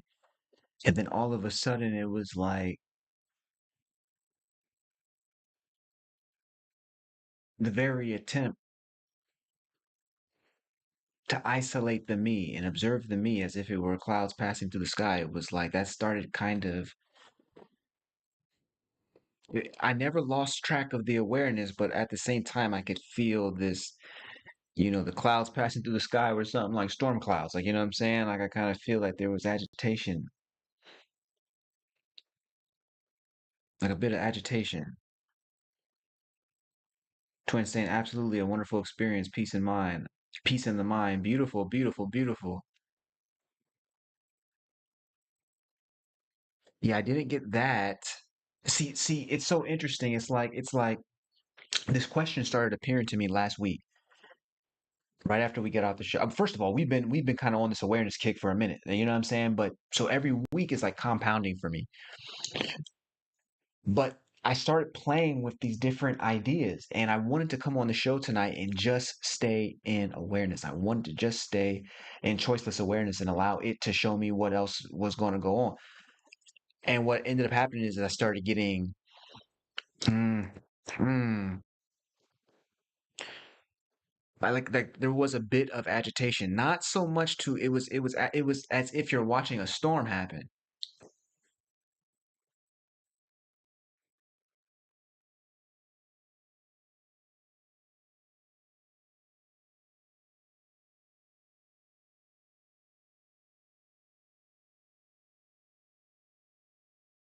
So I was wrestling in between this moment of feeling like I was me and the supreme self, the me and then the supreme self, the me and then the supreme self. I started flowing back and forth between, toggling back and forth between these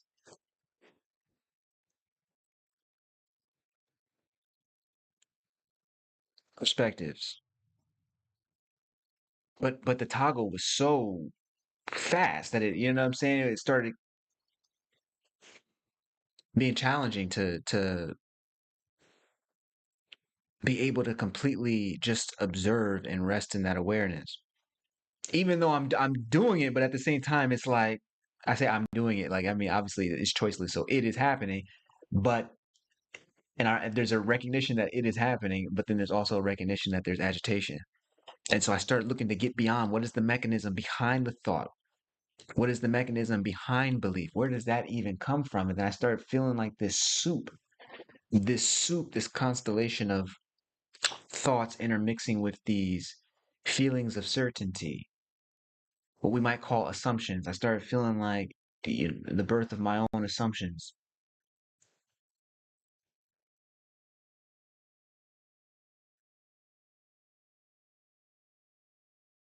But what has been working for me the entire week and what has been working now, just now, these past few weeks, I've discovered on the Breakthrough Live that the supreme awareness, just getting into that choiceless awareness, what we call supreme awareness, that in and of itself was neutralizing any negative thoughts in these past few weeks. But tonight was different. Tonight I needed an extra step. Tonight I needed the techniques that come out of the out on mind. So I needed that black box joint. So when I said, okay, separate the me thought from the belief and then put that belief inside the black box, it vaporizes into white light. That's an eye on mind technique. We are outside, like yes, supreme awareness, we're going to circle back to it, but at the same time, I had to dig into a different toolkit in order to deal with that agitation. And I don't like doing that. It's a little bit like in jujitsu, Brazilian jiu-jitsu, as we become, like I remember, getting my black belt and I remember being in there for like a year after getting the black belt and I was like, damn, like what I'm saying? It's kind of getting it's a little boring if I just, what I'm saying? Like everybody at a point, people just start when you first start at white belt, everybody's better than you. But at a point, it's almost like you start looking for people like who's going to challenge me, who's going to challenge me. So what ends up happening is that you'll get somebody who's very senior, and they're like, okay, listen, you're going to have to basically handicap yourself. Okay, you're going to need to take your hand and put it in your belt, and now you're just fighting with one hand. That's what you're going to need to do. And so you literally do that, and now all of a sudden that becomes a new kind of challenge, right? So you have to find these different ways to handicap yourself so that you're just working on a certain segment of your toolkit.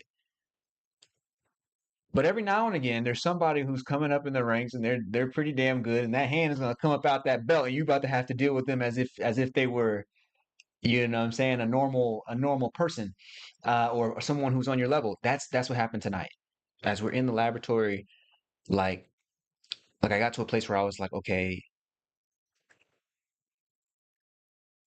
I'm not patient enough, right? This agitative movement. this me belief, it is becoming so, it's moving so much into the foreground that I cannot partition into the background that experience where I'm just watching this thing like, as if it's a passing cloud. It keeps coming too close. It keeps maintaining this sort of gravity. And it's been like that all week. It's been like that all week. I'm not quite to the bottom of this. So I had to dig out to get my hand back out my belt, and now I have to deal with this as if it was as if it's a no holds bar contest. You dig what I'm saying? Like, so now now I did need to dig into the item mind bag. Past few weeks I haven't needed it. Past few weeks I've been able to just stay as that awareness and allow it to. This week I was like, oh, no, I gotta partition the belief directly. I have to directly take responsibility over this belief, partition it from the me belief, from the me thought, and watch it transform into that white light. Having done so, then it's like, okay, now there's just this, there's less noise. There's less noise. And so that's almost like a, you know what I'm saying? I hate to kind of put it this way, like, you know, I'm trying to define it in as clear terms as possible without ever saying exactly what it is, because obviously it's none of this stuff, but I'm saying like it's almost like an escape valve, you know what I'm saying? Like a emergency release, you know what I'm saying? You punch the glass and pull the emergency relief button. That's what that black box situation is. So it immediately quiets the noise, because if there's no belief in me, then the me has no more center of gravity, has no more gravitational pull, and it becomes a lighter, the thoughts attached to the me start to dissipate. That was my experience. That is typically my experience, and that was the same tonight. I just didn't want to have to dig into that bag. I wanted to stay in the awareness. You know what I'm saying? I wanted to get, again, I wanted to get my jab so good I didn't need the hook. You know what I'm saying? I wanted to get, or that boxing analogy, I wanted to get my jab so nice that I don't even need the hook. But I found out that I needed the hook tonight. You know what I'm saying? And so, what does this mean? Well, in order to understand that, we have to get into the principle, the pattern, and the path. I understand it's getting late for y'all. You know what I'm saying? Like, you know what I'm saying? You gotta do what you gotta do. But I'm saying, like, I don't get experiences like this anywhere else in the world. So I gotta stay on. I gotta do my thing. Twin saying the space between awareness and imagination. You see in my early comment, that's where I was. For me, I was made to be heaven on earth now. One said, oh, beautiful. For me, I was made to be aware of how easily I got caught up in the clouds of thoughts. Right, though. You were aware of, hey man, what's your name? Heaven on earth now. You know what I'm saying? Like I do like to go by governments, but you know what I'm saying. I like to be able to shout you out. Welcome in to the Breakthrough Live. Heaven on earth now is basically saying, for me, I was made to be aware of how easily I got caught up in the clouds of thoughts. That's what I'm saying. Me too. Me too. Me too. Me too. I started seeing like, oh shit. Yeah, I'm getting caught up in this. Now, there was moments, of course, pockets where I'm feeling this peace, right? And there's pockets where I'm just abiding in that choiceless awareness. Excellent, excellent, excellent. And then there's like I can feel this like this gravitational pull. It's almost as if the clouds had a kind of gravitate like a gravitas to them. You know what I'm saying? Like, you know, pulling me to them. You dig? Not in the sense that I'm speaking metaphorically about the sensation I'm getting as uh, analogous as I can. This is not exactly the mechanisms that are happening. Obviously, choiceless awareness is choiceless, and it doesn't move anywhere. It doesn't go further or you know closer to anything. But nevertheless, the belief that I was a me with a personal story and a personal history that started becoming too distractionary, too much of a distraction. they start becoming too much of a distraction. So I agree. I agree.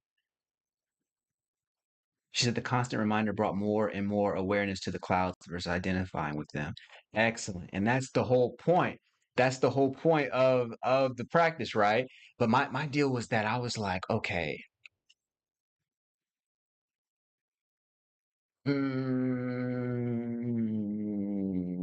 gotta go into the item mind. I had to dip into another bag. I had to yeah, the hook wasn't hooking. You know what I'm saying? I'm sorry, the jab wasn't jabbing. I had to come with something different. That's where we get the black box out. We actually treat belief as a substance that we can separate from the thought itself. It's one of the powerful components of transcendent psychology. Then we can deal with that belief. We can now we can change that belief, augment that belief. We can find ways to transform that belief. And so it's been like that for me all week, though.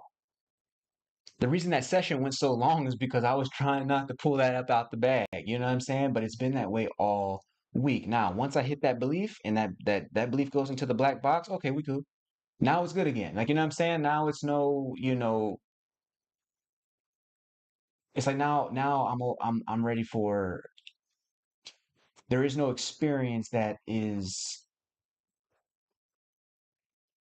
greater than that choiceless awareness. Right now the distractions are gone. I like that. But again, I call that the two position. I mean, again, we say yeah, I should probably define some terms. So supreme awareness is that choiceless awareness. When I say I don't mind, I don't know if y'all can read that. When I say I don't mind, I mean you're putting yourself into a state where you can say I don't mind to what is happening in reality and you can mean it. And so when I put that, separate that belief and I put it inside the black box and it vaporizes into white light, now there's no more belief that's attached to the me thought. So I'm no longer believe. So even if there's a me thought, I'm no longer believing in it. I'm no longer having the feeling that it is true. Okay, so we call that an I don't mind practice. Like I don't mind. Like you know what I'm saying? I just take the T off. It's I don't mind. That puts you into the state of feeling like yeah, I don't mind what's going on because there is no me involved to mind. It's a beautiful place, beautiful techniques. I just didn't want to have to use it tonight. I didn't want to have to go. I didn't want to have to dig into that bag. Regardless, that was my experience with it. And so it's like, okay, having seen that, now what do we do with that? You dig? Well, let's get into our principle, our pattern, and our path for the evening. It's time for the breakthrough board.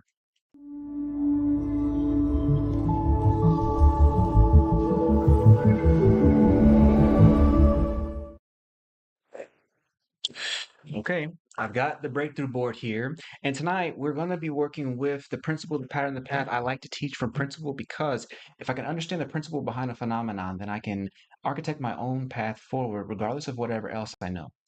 And so I like to teach from principle for that very reason. And tonight we want to be able to pull out the principle. Yes, having seen all this, yes, we had to dig into a different bag. Yes, we had to, you know what I'm saying? But nevertheless, our question for the evening is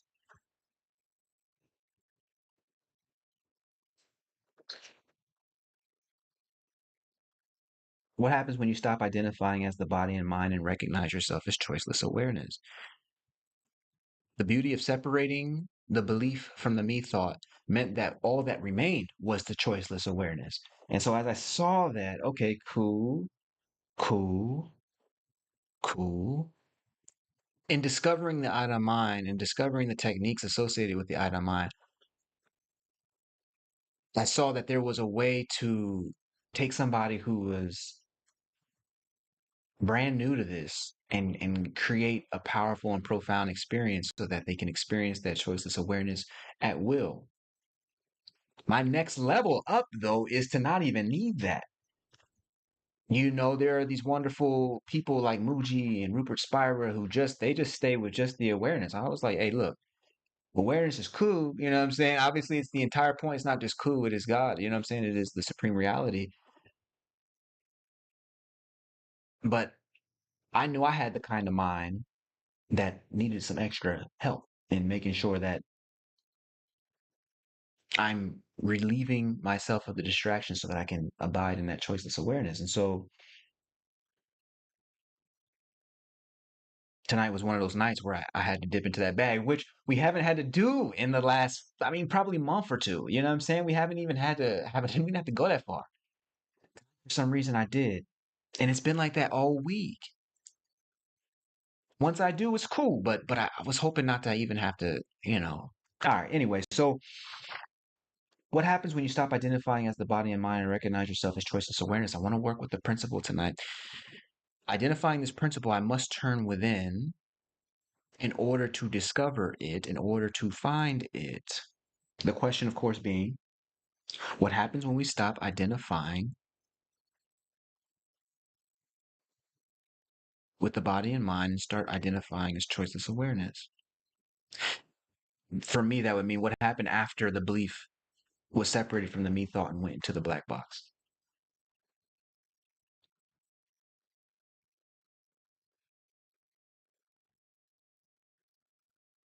I mean, let me put it like this. I'm gonna do it like this.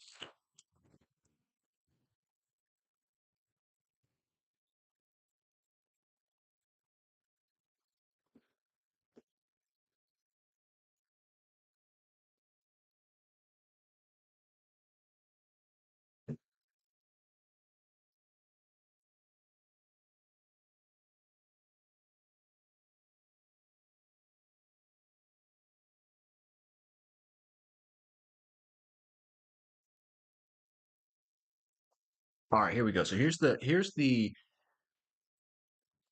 principle of the evening.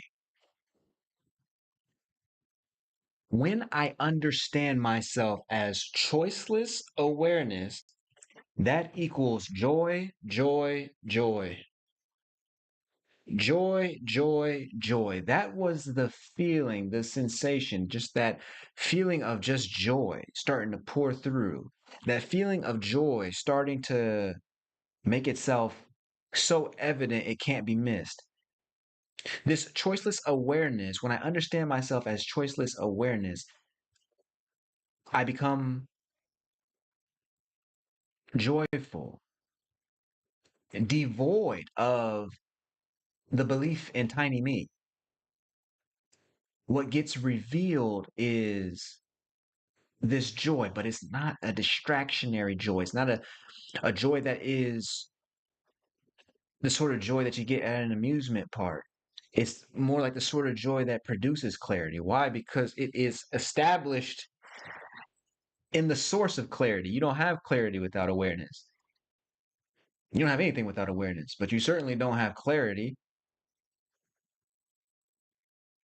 But because this joy is rooted in awareness, it lends itself to clarity. Now I can see reality for what it is. I can see reality clearly.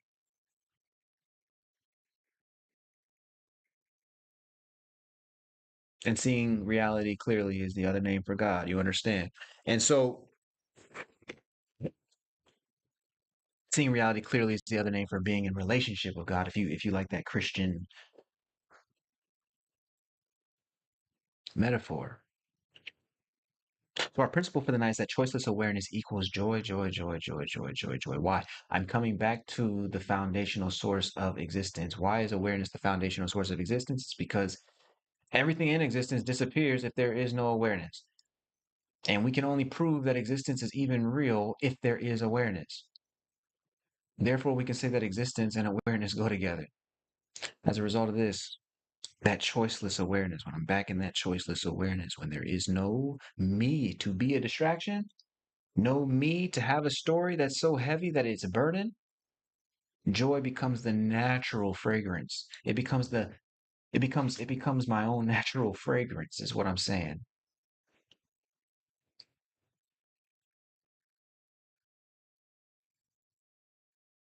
That joy becomes my own natural fragrance.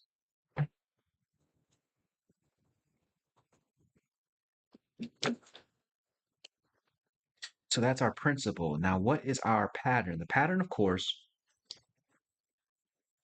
is the reason that we get into trouble in the first place. A pattern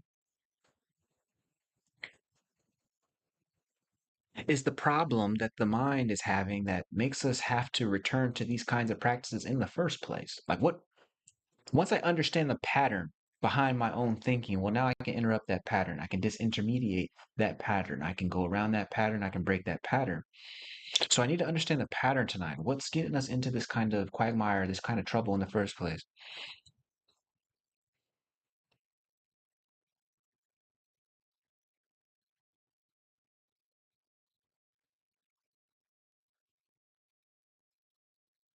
Oh, shit. This ain't gonna take too long. Okay, here we go.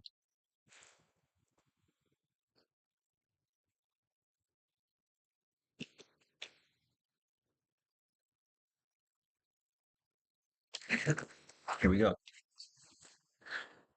The pattern tonight, the reason we get into trouble in the first place is because of that belief in tiny me. Okay, this belief in tiny me, it's almost like it carries its own gravitational pull. It's like it has its own gravitational pull. I noticed tonight that I kind of kept being attracted to these thoughts that felt so personal. They felt like they were my story. They felt like they were the things happening to me. They felt like this is happening to me. It felt like, like a movie. You're watching a movie, you know it's fake. You know it's not real. You know it's just images on a screen, and yet it got you leaning in. It got you going like, oh shoot, this about to. You know it's fake. You know it's an illusion. You know it's not real. And yet the story of it seems to have its own gravitational pull. I'm saying there is no greater story than the story that is the belief in tiny me.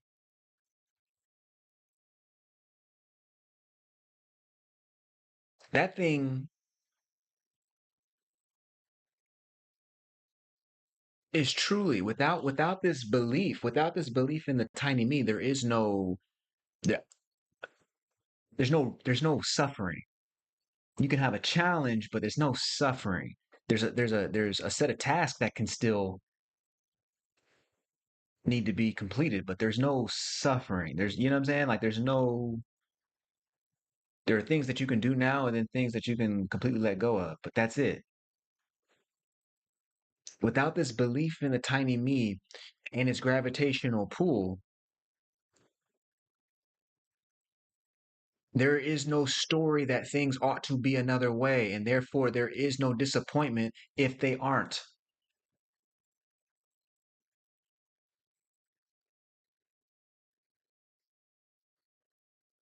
Somebody let me know you understand. Without the belief in tiny me, there is no story, no expectation that things ought to be another way, which means there is no disappointment if they are not another way. Which means what? We can deal with things as they are. Which means what? We can finally see reality clearly. You understand?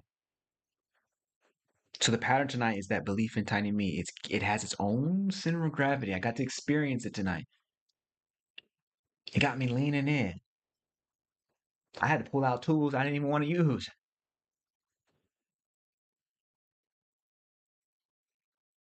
Me leaning in. Oh shoot. Oh, what's going on? What's going on?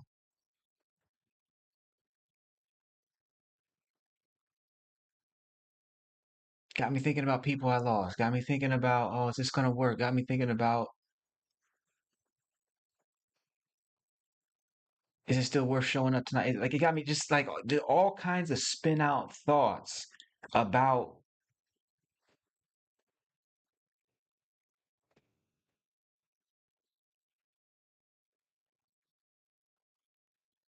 myself, my own capabilities, if what's everything that's been happening even mean? Like, you know what I'm saying? Like all these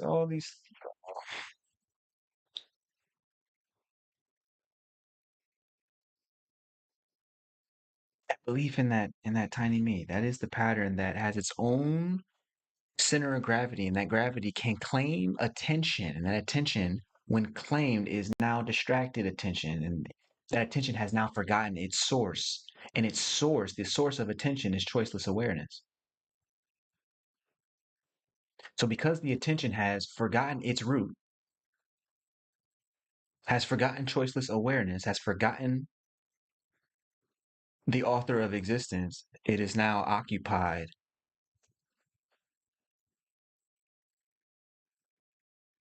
with another God, with a lesser God, some sort of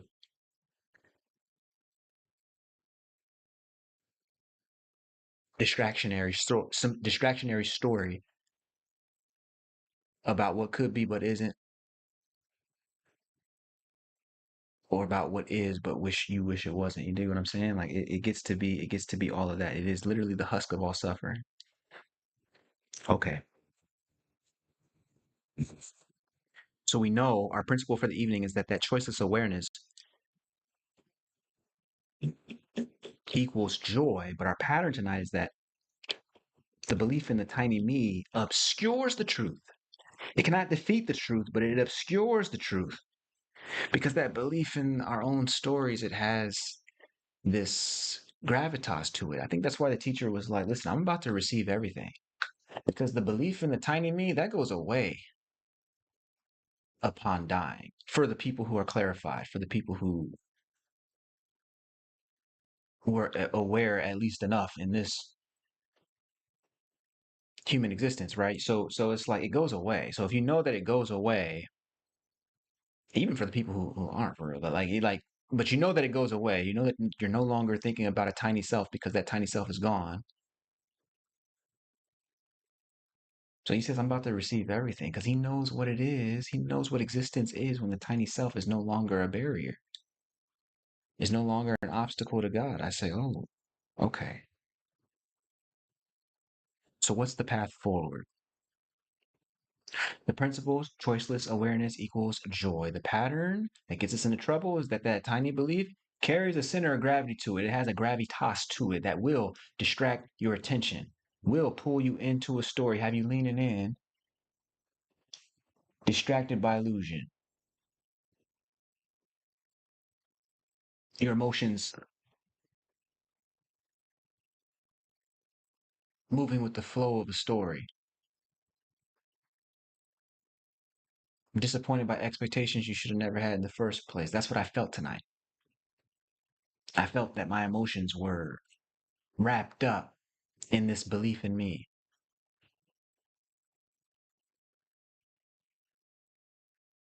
and that my expectations about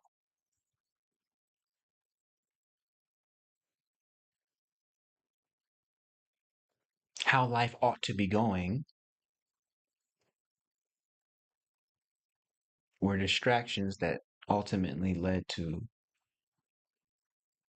this emotional friction. So now we're asking, what is the path forward?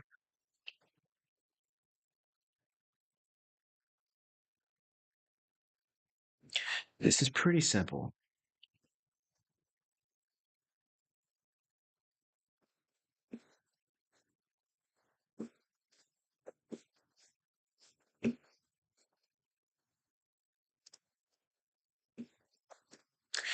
I mean, listen, I'm going to say it. This is pretty simple.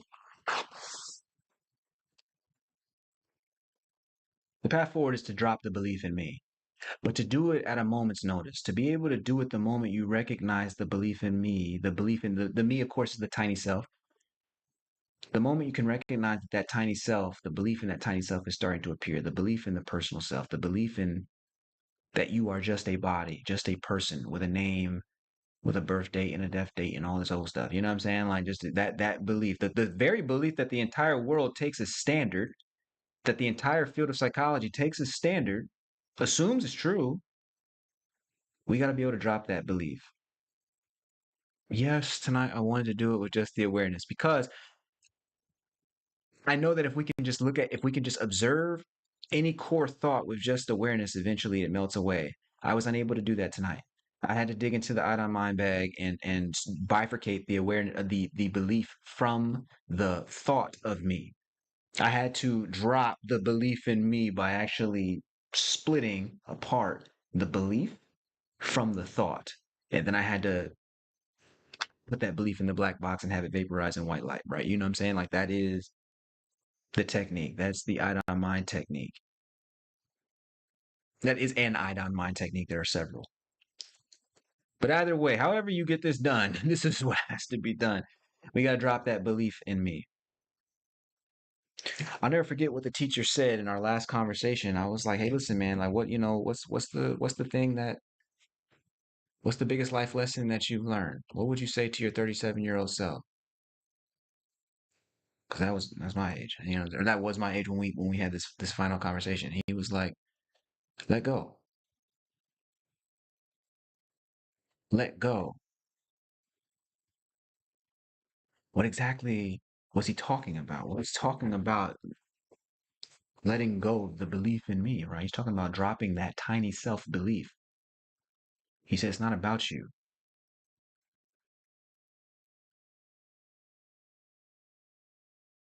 It's not about you."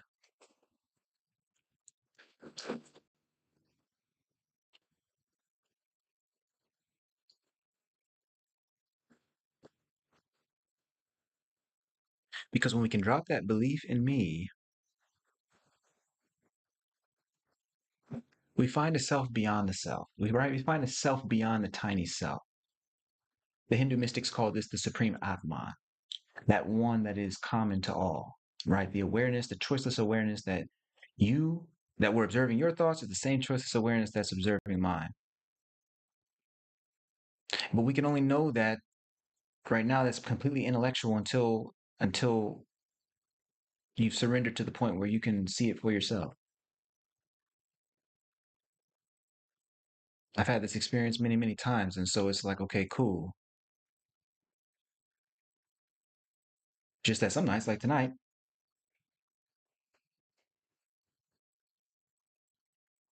it's helpful to have just a little extra scaffolding, a little extra assistance so that we can clear out a pathway to just abide in that choiceless awareness. So, our principle tonight, choiceless awareness equals joy. Our pattern tonight was that the belief in the tiny me carries a gravity that will suck you in unless you can find the path forward, which is to drop the belief in tiny me and be able to do that. In order to do that, you have to be able to recognize when it's present and be willing to let go.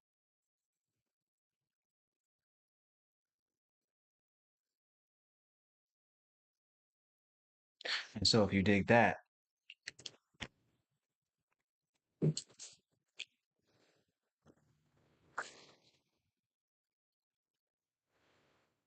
then I know somebody who's here waiting for you. Okay, so it says thank you to you all. Twin saying David. Oh, David. Oh, you said David. David. Welcome in, David. David. Heaven on earth is named David. Okay. Okay, David. Shout out to you. Twin is saying I think I'm more willing to surrender now, so I expect resting energy, but the confirmation I've arrived. I'm going into the lab. Excellent. Excellent. Thank you to you all. There was Felicity saying there was a distance yet a oneness, challenging to explain. Okay, cool. There was a distance yet a oneness. Right, right. I had something like that too, Felicity, where I was kind of like, yes, yes, I know what you're saying. You know what I'm saying? Like yes, there's this oneness. For me, the issue was that the oneness started receding into the background until we brought out the eye on mind technique. We had to go get the big boy in order to come out and the jabs weren't jabbing. You know what I'm saying? I'm feeling this oneness in the back, but my attention keeps getting distracted away from the supreme oneness and over into this story, right? And so it's like that duality. I needed some sort of way to return. David saying no attachment to the story, no outcome, no drama. Absolutely. Twin saying, absolutely. Well, y'all know. Oh, Tanya, don't think I didn't see you. I saw you. I saw the joint earlier. I saw your. I saw Tanya was in the room. I definitely see you, Tanya. You know what I'm saying? Like now. I want to see. Did Tanya write? Tanya, get in the chat because, folks, there's a special guest tonight. He's saying he got something for Tanya. I don't know. Hold on. Let me see. Y'all know who it is. Y'all know who it is.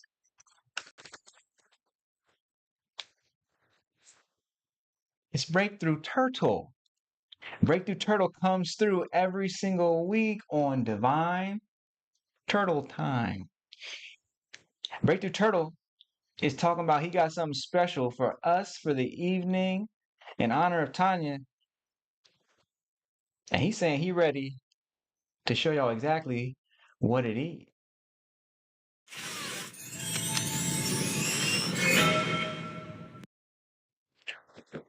In order to get the breakthrough from Breakthrough Turtle first, we got to break him open. All right, Breakthrough. Let me see what you got up in here. Bang. All right, there you go. Ah, he said it's a shell of a time. Good looking Breakthrough. Breakthrough Turtle likes to bring us something every single week. They got their turtles in the chat. They got their turtles in the chat. The Breakthrough Turtle likes to bring us something every single week that ties in with our conversation for the evening. And let's see what he's got this week. It's actually a little long. Okay. Break the Turtle's giving us all this. All right. So let's get through it.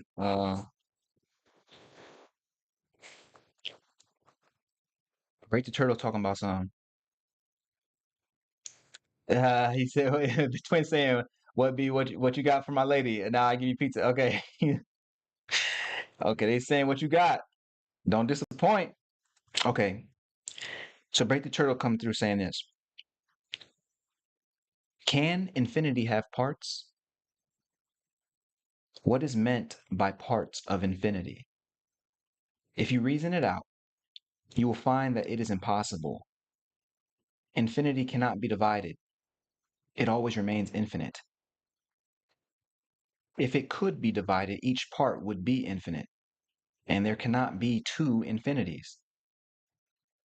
Suppose there were one would limit the other, and both would be finite. Suppose that if there were, then one would limit the other, and both would be finite. Infinity can only be one, undivided. Thus, the conclusion will be reached that the infinite is one and not many, and that one infinite soul is reflecting itself through thousands and thousands of mirrors, appearing as so many different souls. It is the same infinite soul, which is the background of the universe that we call God. The same infinite soul also is the background of the human mind, which we call the human soul. Swami Vivekananda. Mm.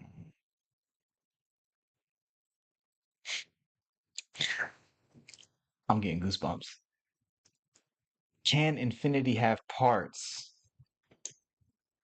So Break the Turtle is coming through with a quote by Swami Vivekananda, and he's basically saying that you know that there can only be one infinity.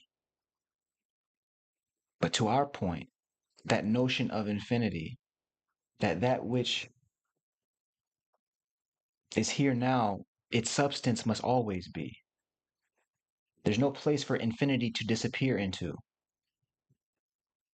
So the other name for infinity must be eternity. You understand? You see how infinity is an approximation of infinite space, but eternity is an approximation of infinite time. They must be one and the same. We talk about a space-time continuum alone. To God, it's just known as the infinite soul.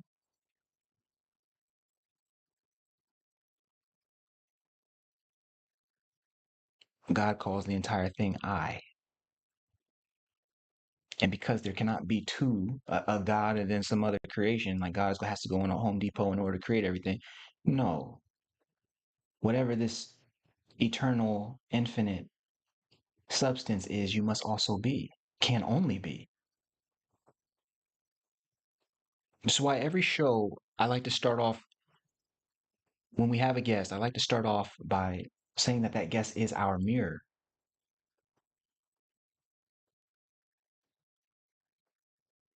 Thus, to the conclusion will be reached that the infinite is one and not many, and that one infinite soul is reflecting itself through thousands and thousands of mirrors, appearing as so many different souls. Every guest that we have, every night that we have, me, you, every single person that joins in the chat, mirrors of the infinite. We're always looking at ourselves. This we call love.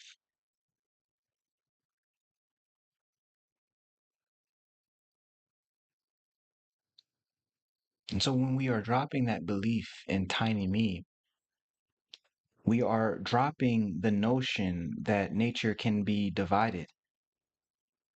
We're dropping the illusion that there can somehow be two infinities, something called me and something called you and something called them and something called they and something called. We drop that illusion and abide back in true reality, seeing reality clearly, operating in reality clearly, allowing our understanding of reality to shape our thoughts, to shape our minds,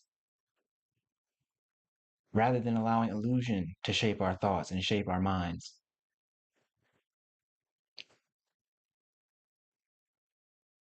For the infinite soul is reflecting itself through thousands and thousands of mirrors, appearing as so many different souls, but it is the same infinite soul. When I said that that awareness, which is another name for the infinite soul, the choiceless awareness, supreme awareness, another name for the infinite soul, the very one that you are listening to these words with is the very one that is aware that these words are being spoken. It is the same infinite soul, which is the background of the universe that we call God.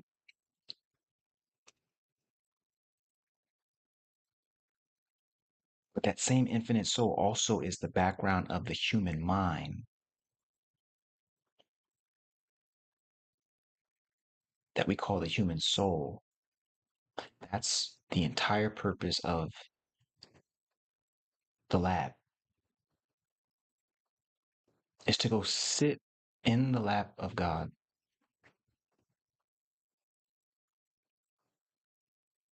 and allow the teaching to emerge.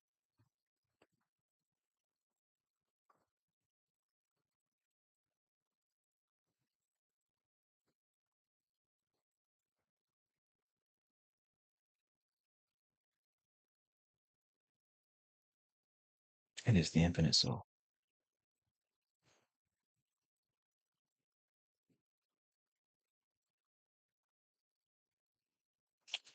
Break the turtle.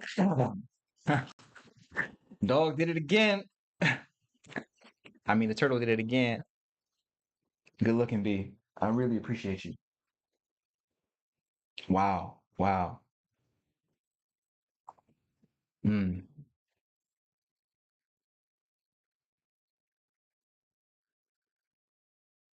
Quinn said it's like going through a portal. I agree. I agree. Hmm.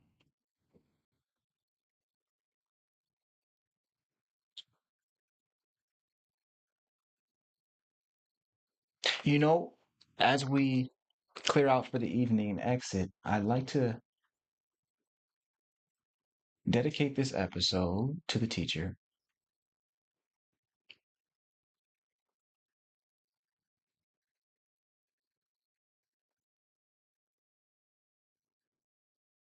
who is now abiding fully as the infinite soul.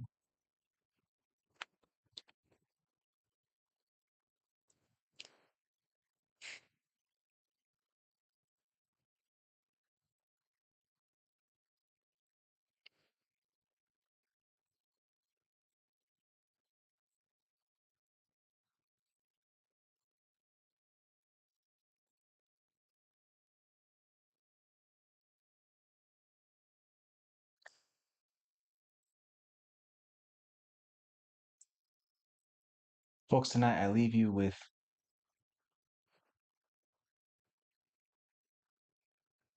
the understanding that if fear is our only enemy, then we bring heaven to earth when we transform our minds. I'm Dr. Shawn, and we were not sent to impress our people. We were sent to transform our people into a light for the world. For God's universe opens to all who believe in breakthrough.